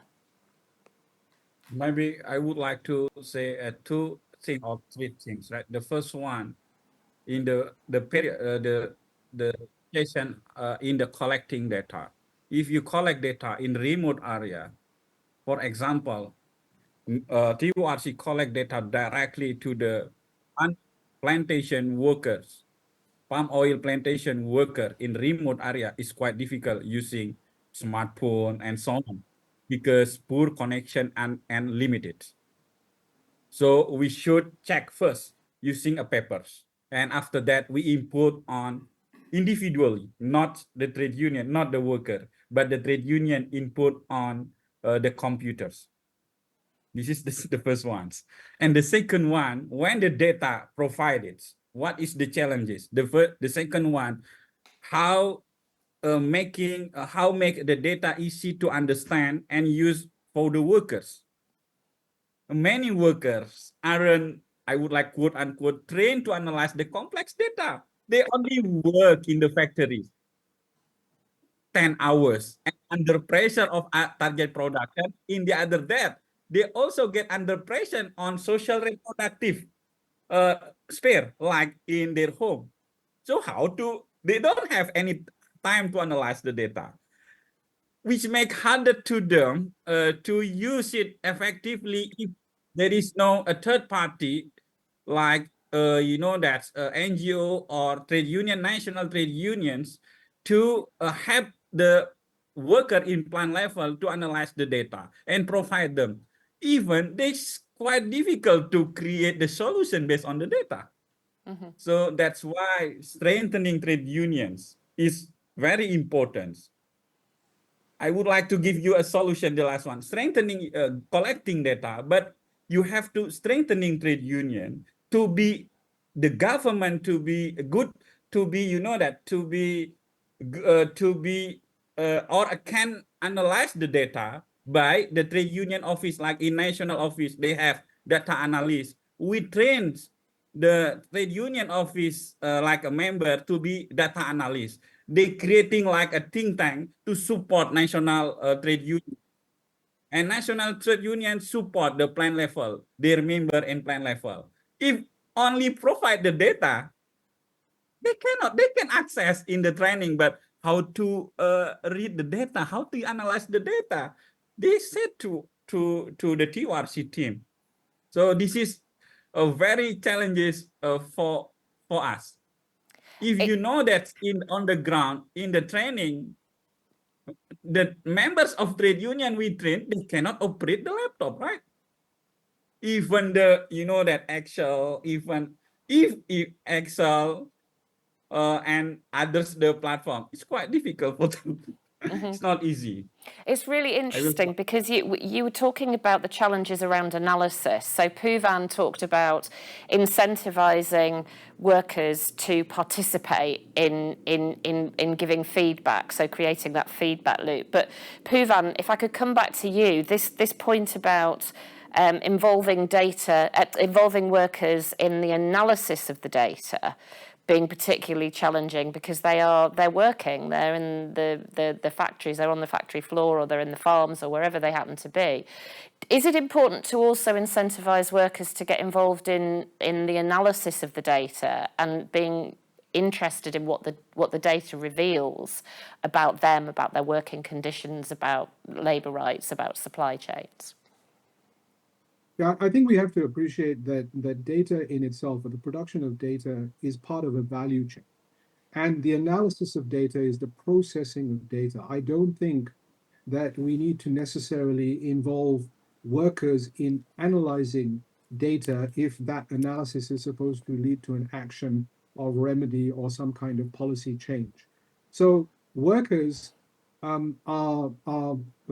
eminently qualified and well positioned to provide the feedstock for analysis.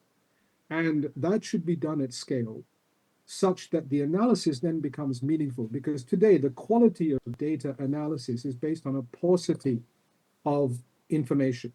It is samples of fractions of samples of just a dipstick analysis. So it's very, very poor. If you suddenly have millions and millions, for example, the ITF or the TRC workers all contributing to a vast data set, then analysis becomes so much more meaningful. You do not get bias, you do not get skews. But the value chain of data will enable those people who are currently expending a lot of resources in simply collecting data to actually move up the value chain and focus on analyzing data. And that's where they should be. And now, I mean, we spend maybe 80, 90% of the budget of worker voice across the world in simply trying to get data. But really, that should be spent on analyzing data, and we should pay workers instead for producing data. So with that in mind, I'd like to finish my questions. I think we've probably got some questions from the audience, but finish my questions with a look to the future. So what changes would you like to see, Poovam? What do you think is really going to materially create a step change in this sector for the future and lead to lasting change for workers? The lasting change is that workers must have property rights to their data. They must be able to offer their data into a global data marketplace. They must be able to own the benefit of the value of that data, that whole incentivization mechanism. What that will do is it will actually empower self-agency, it will empower self-determination. It will basically be that opt-in mechanism. And as a consequence, you're going to get into a virtuous circle where you have worker by worker participation, and they are truly representative of themselves. And this will enable us to be very transparent, because those actors who are involved in or claiming to intermediate between workers and others will now be able to justify their involvement very clearly. And you will also have a credibility and integrity to the recommendations that are being made, whether it's for remediation of our rights, that have much, much more weightage and gravitas than we have today. So the future is us being able to question whether the infrastructure of intermediation is actually delivering the value to workers that these representatives claim to deliver, and to be able to optimize all of that for the benefit of workers. Wonderful, thank you. Didit, I have the same question for you. What would you like to see in terms of delivering a step change for workers into the future? In the future, maybe 2 or 3 things. The first one, I would like to see become more accessible and straightforward for the, that workers. That this is like brands should be committed to share the data with their constituent. What is their constituent? Trade union exists in plant level, meaning that in their suppliers and the workers, not from the others, only for the workers that from the supply chain stakeholders, like worker, trade union, exists in plant level, the supplier, and the brands. To some extent, what kind of data? We got a lot of data like Open Supply Hub. We use the Open Supply Hub in our training, gajimu.com and Wikirates, but we should add, we propose to add additional data like financial condition, data order, and multinational, like that the supply chain stakeholders. For example, the supplier in Indonesia, but to some extent the headquarter in Taiwan. But the trade union difficult to that negotiate with the brand. To some extent, please you please you visit your headquarter first before you come to the brands. This is the first one, and the last one might be I have said with my friends in Indonesia, data is one thing, but collective bargaining and strengthening trade unions or strengthening trade union by providing, that necessary training to use data effectively is very important. So that we're combining between data approach with the strengthening trade union is very, that useful in collective bargaining, even in, in supplier level, in multinational corporation, or even with the brands. I will stop here. Thank you, Didit. Well, let's hear some questions from the audience, and David's back to ask a couple.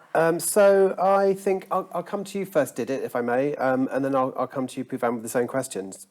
So someone's asked so if stricter labour standards are implemented in the supply chain, what economic effect will that have on businesses and consumers?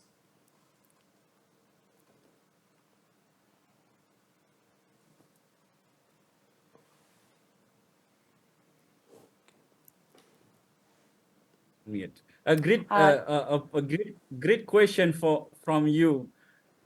To some extent, when we propose for the trade union, for the management, trade union proposed that particular improvement in factory levels, the management say that the situation, the economic is not good.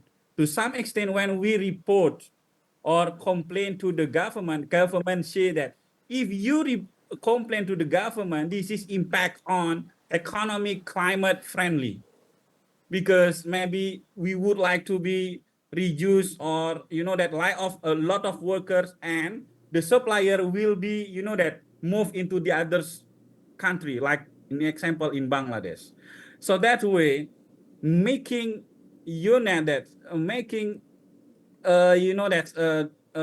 I would like to say that dialogue forum or the international dialogue forum consists of the trade unions, states, and the supplier might be with the brand, is very important to mitigate the problem if there is a problem dispute between the trade union with management. Because to some extent, if you say that the state in Indonesia said that if the trade union complain to the government, they say that they will impact on the economic, right?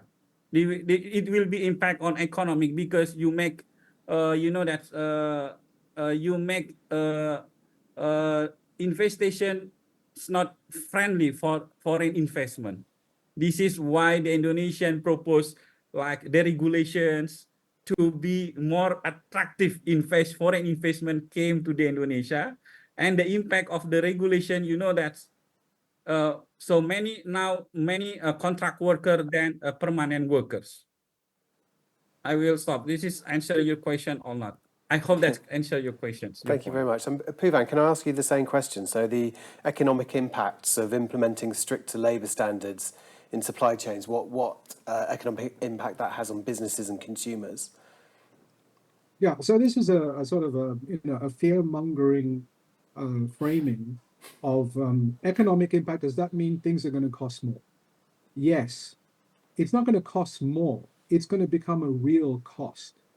Because today, just like any ecosystem services, if we are not paying fairly for labor, if we are not paying workers a minimum, or at least minimum, if not living wages, then the price of the thing that we are selling is fundamentally mispriced.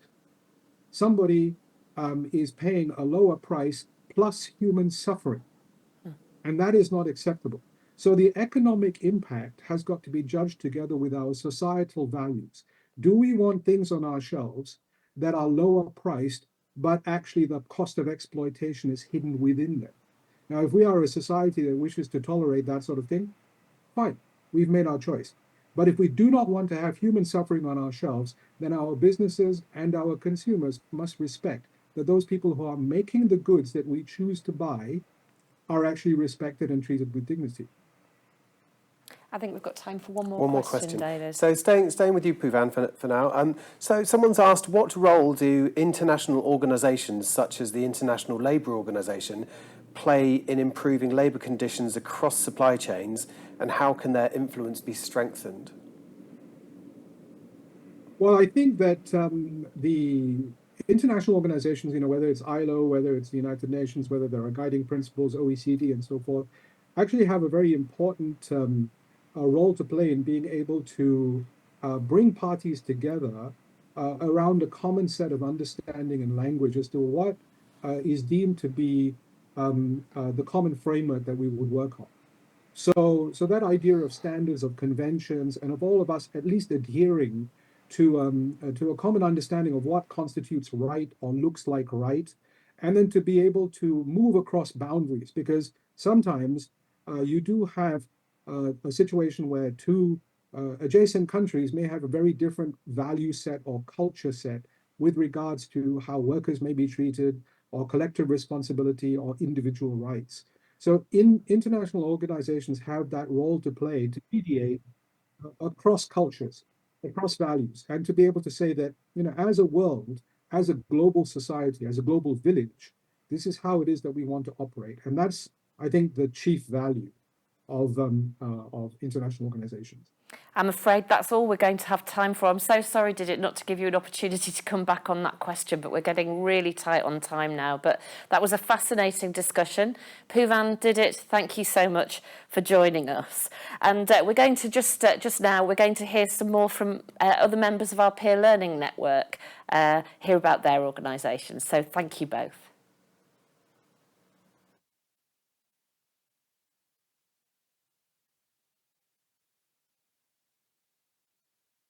Hello, my name is İrem Parjos'tan. I'm the stakeholder manager at Open Supply Hub. Why we wanted to join this network is that we believe Open Data Institute Humanity United Peer Learning Network will help us improve our processes and systems around data quality, find new ways to support our users to work with data for good, especially to pursue workers' rights, and learn from peers on a similar journey with us. Open Supply Hub's mission is to make supply chain data open, accessible, and trusted for the public benefit. To achieve this mission, we develop a supply chain mapping tool that is collaborative and open for everyone for free. It shows where production facilities are located and the ecosystem around them, including the companies buying from there, the certification schemes certifying their products, civil society organization implementing programs, and researchers collecting data from there. When all these actors are easily identifiable, countless opportunities for collaboration can be unlocked, including collaboration to improve human rights and environmental conditions in supply chains. Open data plays a vital role in promoting transparency, accountability, collaboration, and empowerment within supply chains. It provides transparency into supply chains, and this transparency helps uncover issues such as labor exploitations and unethical practices. It also holds companies accountable for their actions and enables them to assess the risk associated with their supply chains, including, again, labor violations, human rights abuses, and environmental damages.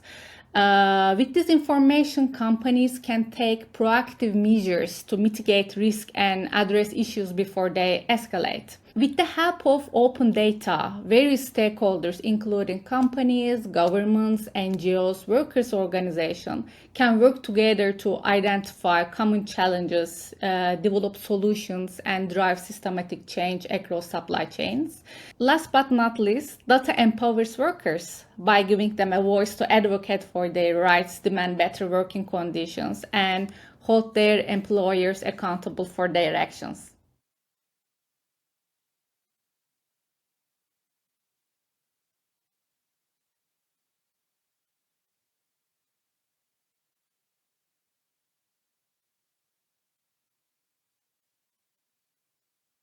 Hi, my name is Olivia Bolia. I am the PLMail officer at CMV International. CMV International wanted to join this peer learning network to strengthen the development and the growth of the Fair Work Monitor. It's a powerful tool that empowers local trade unions to amplify workers' voice. They do this through surveys on the labor conditions. We believe data empowers trade unions in their negotiations, for example, with organizations such as employers' organizations, governments, and data equips local trade unions to conduct data-driven dialogue. They can use this data to show the reality on the ground, what the real working conditions are, and to strengthen negotiations on improving labor rights such as living wage and safer working conditions. We've had success for the Fair Work Monitor, including the living wage in the Bosucro standard within the sugarcane industry in Latin America. Trade unions have also used the data-driven dialogue in the mining sector in Latin America and in the textile sector in Cambodia. The experience of meeting live with ODI and the Peer Learning Network in Bangkok was fantastic in the sense that it allowed us face-to-face collaboration. It enabled furthering of some of the ideas that we had already thought about and discussed in previous online sessions. Out of it, CMV International has collaborated with WikiRate to see how we can join forces on the data that WikiRate uses together with the data that we collect through the Fair Work Monitor to see how we can further the impact that this data has.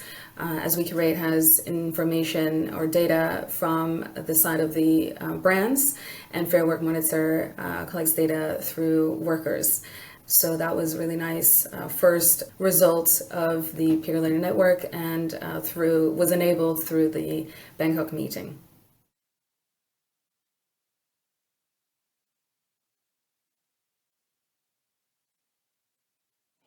So over the last 2 hours, we've heard from some excellent speakers, panelists, and organisations about how data can empower workers, drive change, and make a difference in global supply chains. And we're really beginning to see the importance of collaboration across the ecosystem. We've already heard how our peer learning network met face-to-face in Bangkok, Thailand earlier in the year, and how some organisations have already started working together. So to explore this further, I'm delighted to welcome our final panel for today with some of the participants in the Peer Learning Network.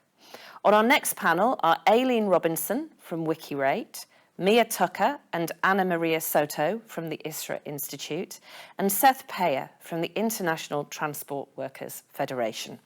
Welcome to you all. So I'm going to start by asking Mia and Anna Maria, what does collaboration mean to you and your organisation, ISRA Institute? Great, thank you very much for your question.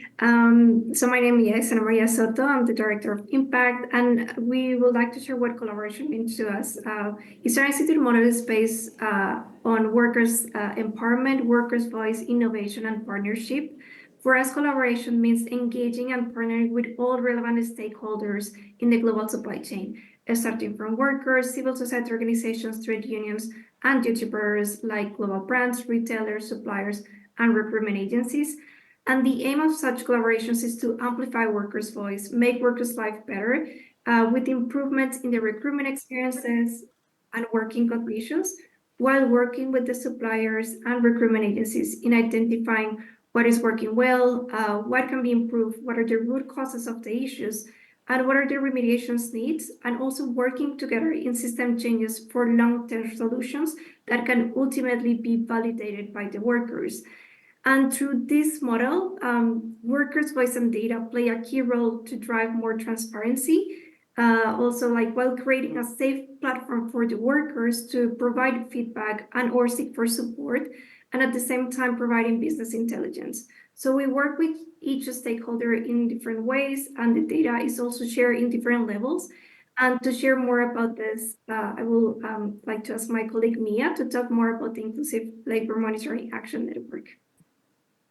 Yeah, thank you, Anna. So yeah, as Anna described, this level of collaboration with all of the different stakeholders is really at the crux of what we do. and it's what we call our Inclusive Labor Monitoring, or ILM, Action Network. So there's two pieces to it. On the tech side, the ILM is our in-house built, secure, cloud-based case management system that we use for the real-time monitoring of worker-validated labor recruitment and working conditions spanning both the origin and destination countries of foreign migrant workers. But then when we're talking about collaboration on the human side, the ILM Action Network is bringing together all of those different stakeholders that Anna mentioned within the supply chain ecosystem to work in a number of different ways. So this collaboration can take a number of different forms, whether it be engaging with business actors directly to be talking about ways to remedy worker-identified issues, whether it's connecting with recruitment agencies and civil society organizations to be conducting empowerment programs in countries, or convening multi-stakeholder meetings to discuss trends and challenges and ways to build together more ethical business practices. And then within that collaboration itself, there's also different levels of partnership depending on the stakeholder. So at ISRA, for example, we have formal strategic partnerships with global brands and retailers, as well as some manufacturers with whom we're working collaboratively directly within their supply chains to be improving conditions. And then we also have formal partnerships with 17 different civil society organizations for whom we provide that ILM system completely free of charge. So we all have a shared language when we're talking about worker voice data, and that with whom we're engaging on a number of different sort of outreach and engagement activities.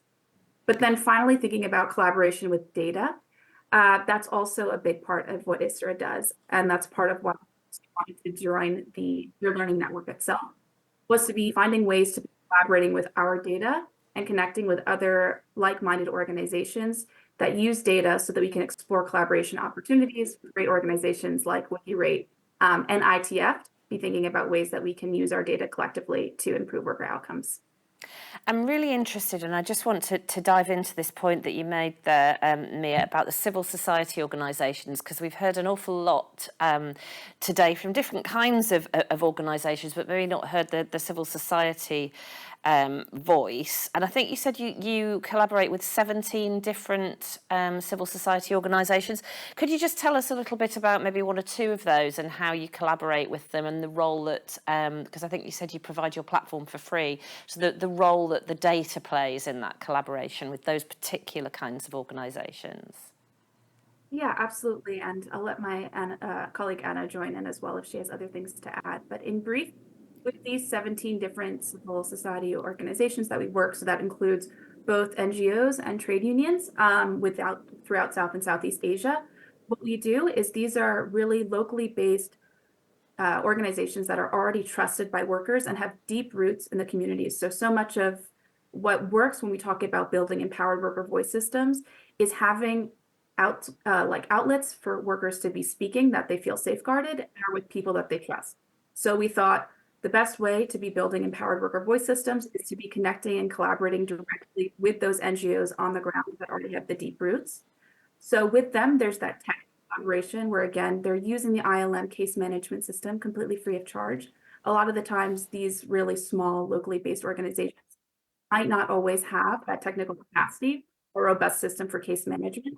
So it's providing them that with technical support. And then it's also giving us a common language for collaboration overall.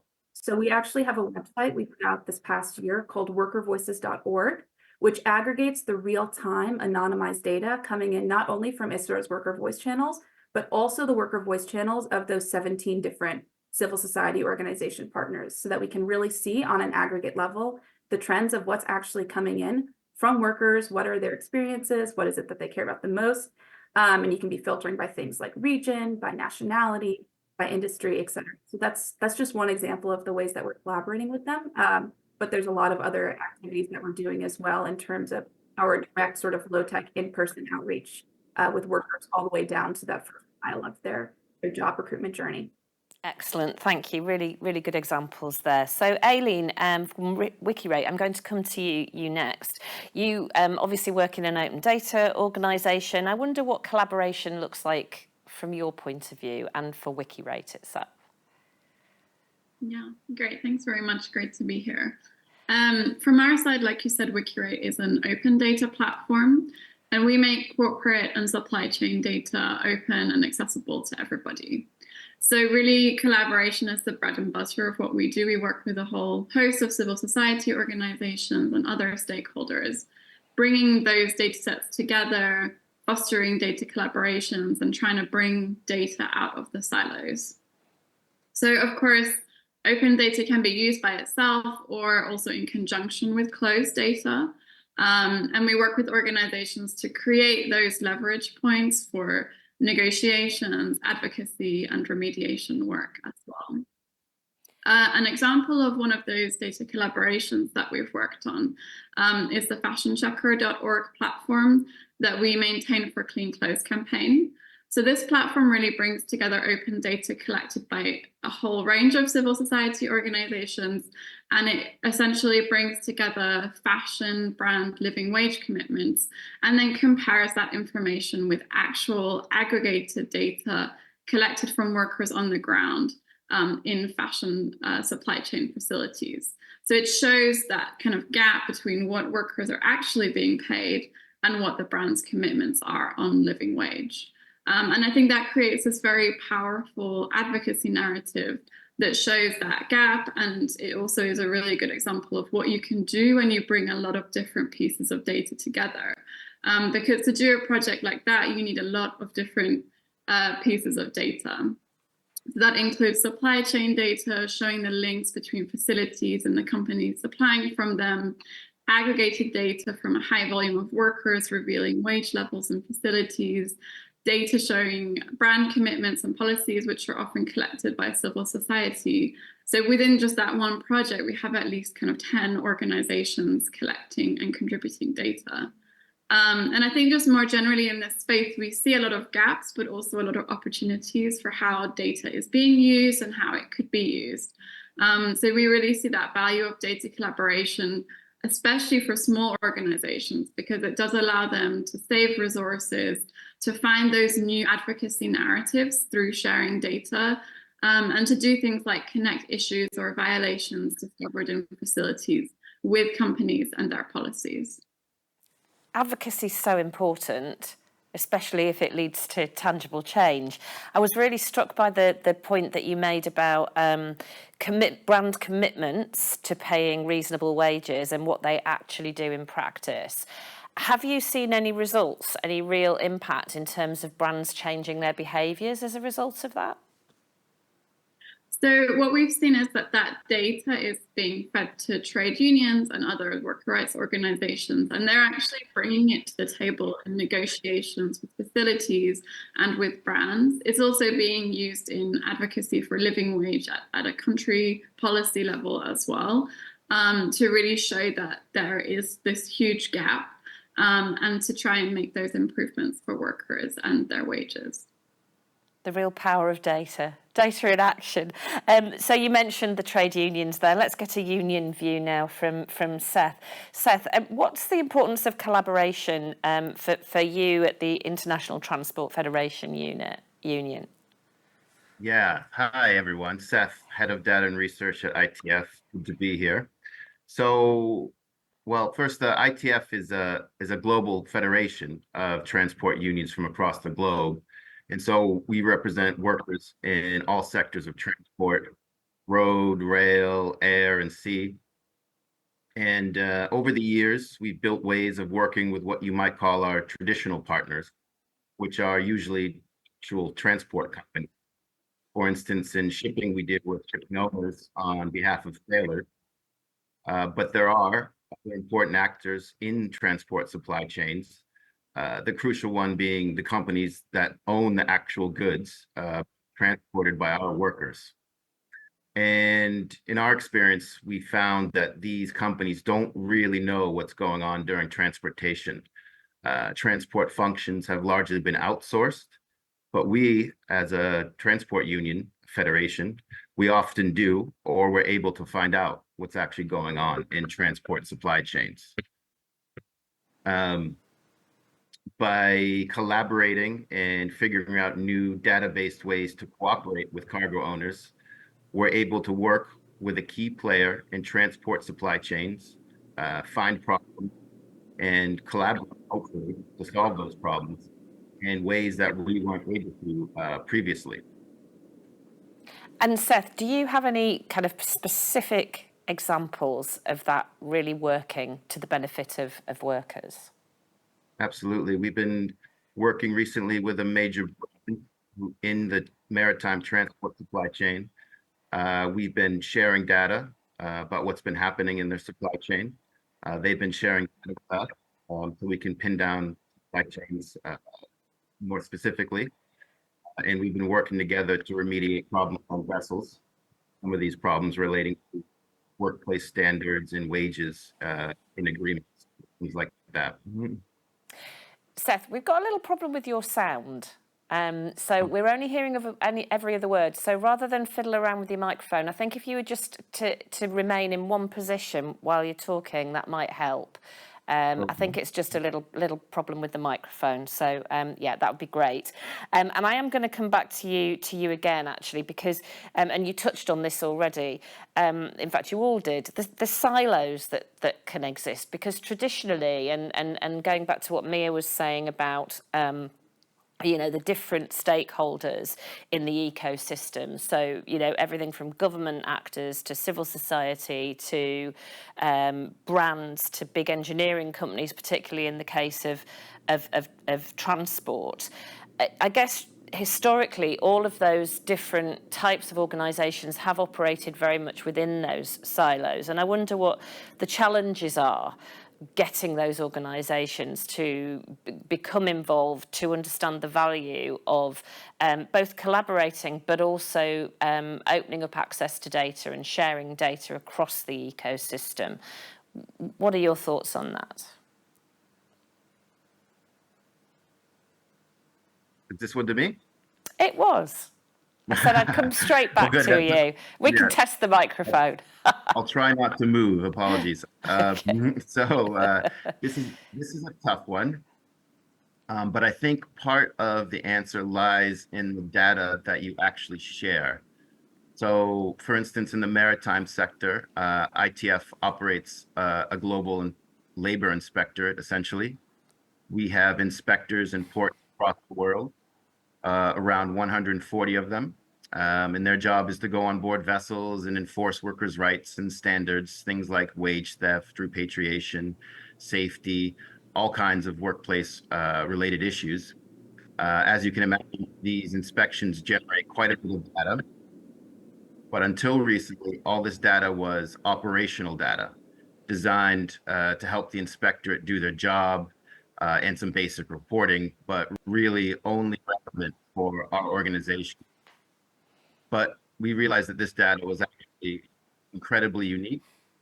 And if it could be transformed, and it was, it could be more relevant to a broader audience, like cargo owners.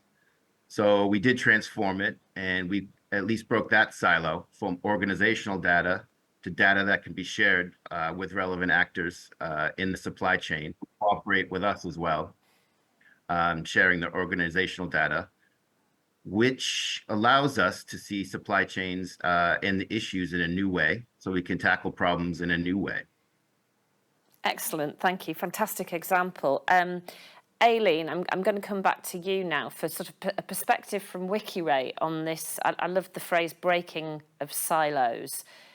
Your experience of that? Yeah, absolutely. I mean, I think in a lot of ways, we really exist to do that job. So to provide that platform and infrastructure, I think, of course, funding and resourcing is a huge challenge for civil society more generally. And I think particularly the funding of that kind of like data structure and tech. So we really exist for others to kind of leverage our platform so that they don't necessarily need to build one themselves. And we really talk a lot to organizations about the importance of designing good structured data collection systems, making data sharing easier, and also thinking really from the start about the ways that you could bring that data to your audience as well, and share that data with others. I guess I would say, use cases are really, really powerful in this space, because I think sometimes you can get a little bit of tunnel vision when you're collecting data and you have a specific use for it. But actually, there are often lots of other opportunities for you to use that data for, other impact projects, or to use it in combination with another data set as well. So we really try to communicate that to organizations and to kind of write up and show those stories, which explain, how data can be used and how you can bring that data together. I think, of course, data tells a story, and the supply chain story has a lot of different perspectives. So we really see the importance of bringing everybody around the table and evolving that kind of sustainability data space and making sure that we are also bringing that data to sort of underserved stakeholders like workers rights organizations, and making that possible for them to use data as well. Thank you, Aileen. And to Anna and Mia, I don't know which one of you wants to answer this on behalf of ISRA Institute, but how do you approach this task of overcoming silos and really encouraging this network effect? I guess what's your role as an enabler of all of that? Yeah, sure. Thank you for the question. I think I can take it and maybe then pass it on to my colleague Anna to add on. But I think it goes back to what we were talking about earlier with this ILM action network and collaboration really being at the crux of what we do, right? So much of why we've built this action network over the last decade of working in South and Southeast Asia with partnerships with global buyers, suppliers, recruitment agencies, civil society, and then of course workers, is to be overcoming those silos. And I think there's two real key pieces that you need to be thinking about when trying to overcome silos. There's transparency, and especially with this type of work, transparency that's thoughtful and is safeguarding workers, and then also building trust with all of those stakeholders with whom you want to be working, right? Most critically, workers themselves, when you have worker voice channels. With our work, for example, making sure that they can trust the system and that they'll be seeing results, but then also with all of the other actors as well, understanding the benefits to be working together. So with transparency, really briefly, in terms of how we think about that and overcoming silos, we have different approaches with the different actors. So for example, with our ILM case management system, of course, we're working directly with those business strategic partners to be providing them with visibility into what's happening throughout their supply chain and to be able to be seeing cases and trends that are happening over time, but then also how their suppliers are responding, and most critically, how workers feel about those responses. And again, keeping workers at the center of that feedback loop, and then keeping them involved in the entire process as well. And then at that larger level, we have workervoices.org, because that's what we were thinking when we were saying, how do we want to bring this work and make it even more impactful and meaningful? It's bringing that data to the public. So then different actors can see it in the ways they see best fit to affect change, right? So when we have websites like workervoices.org or other websites like the ones that are run by our different PLN members that provide critical insights into what's actually happening from supply chains, and with workervoices.org, what's coming specifically from workers, that then is enabling change to happen at a whole different level, right? Anybody can be using workervoices.org, whether it's companies that want to be doing, targeted HRDD assessments to understand what's actually happening on the ground in a particular region or with a specific worker nationality, or whether it's for trade unions that want to be leveraging trend data when they're doing dialogue. There's just so many different possibilities, and that's really how we break those barriers down. Excellent, and I'll thank you. Anna to add on maybe some other pieces for society. For sure. Anna.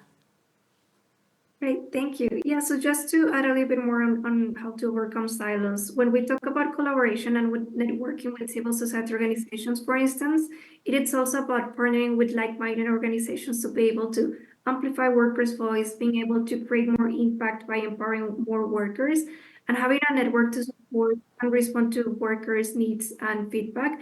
And it's also about sharing knowledge and building cross-border collaboration, which is actually essentially especially relevant in the context where we work, where there are millions of workers migrating abroad and they can face challenges during the recruitment process or at the workplace.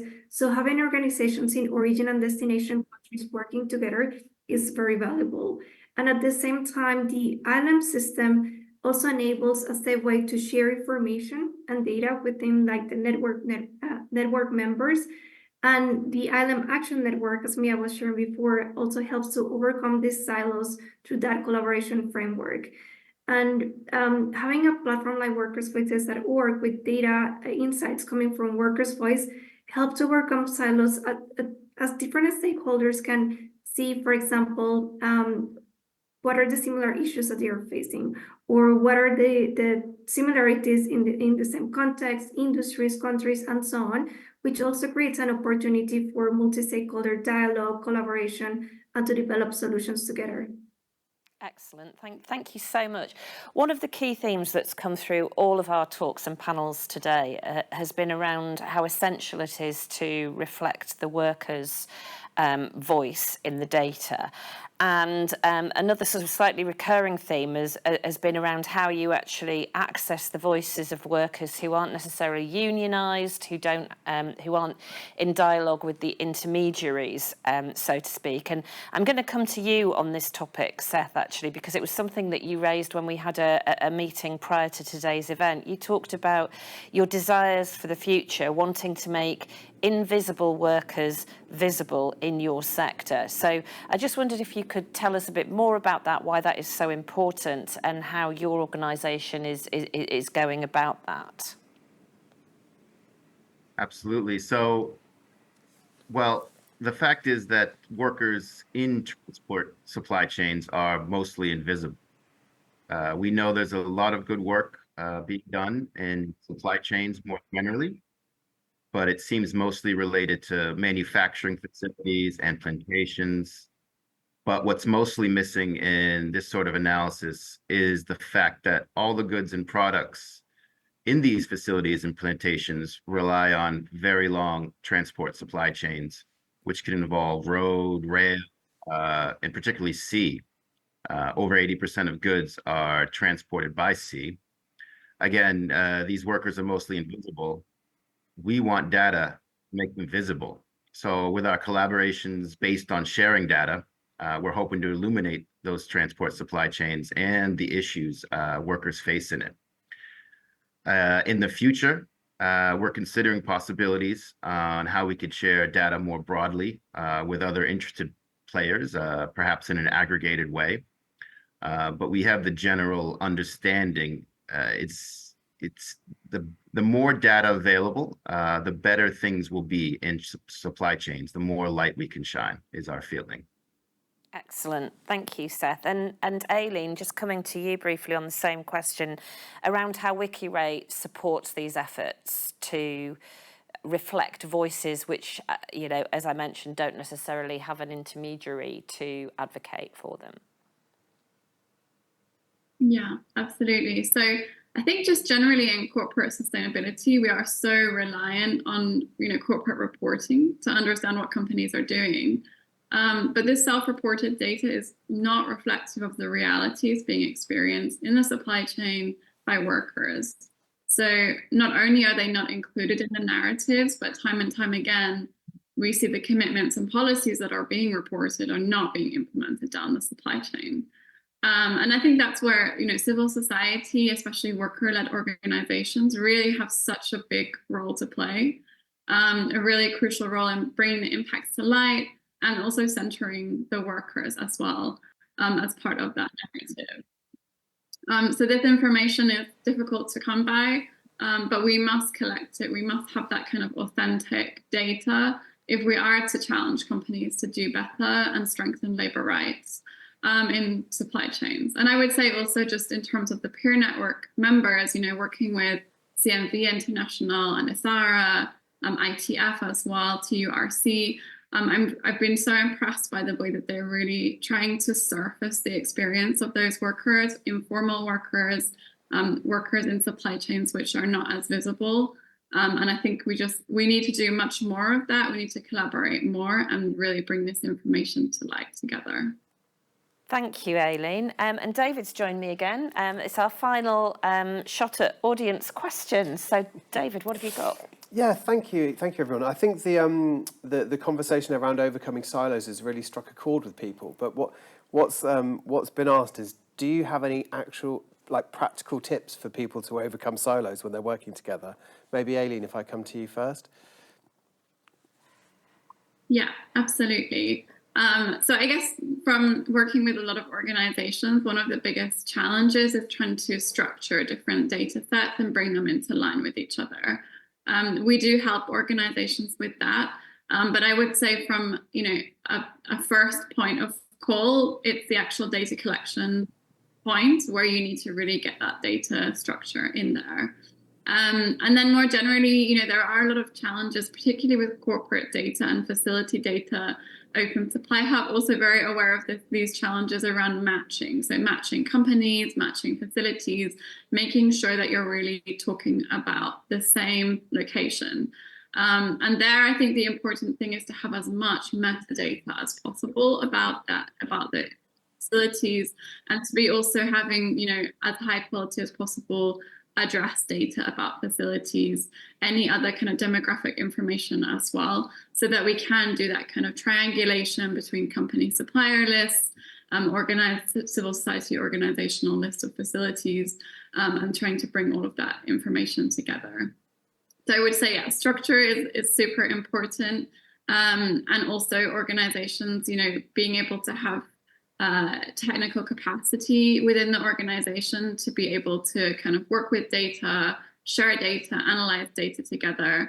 And that's something that we also try to help with, is to upskill organizations based on our experiences, and make sure that they kind of have that in place, so that when they are coming across data sets, they are able to kind of analyze and use those.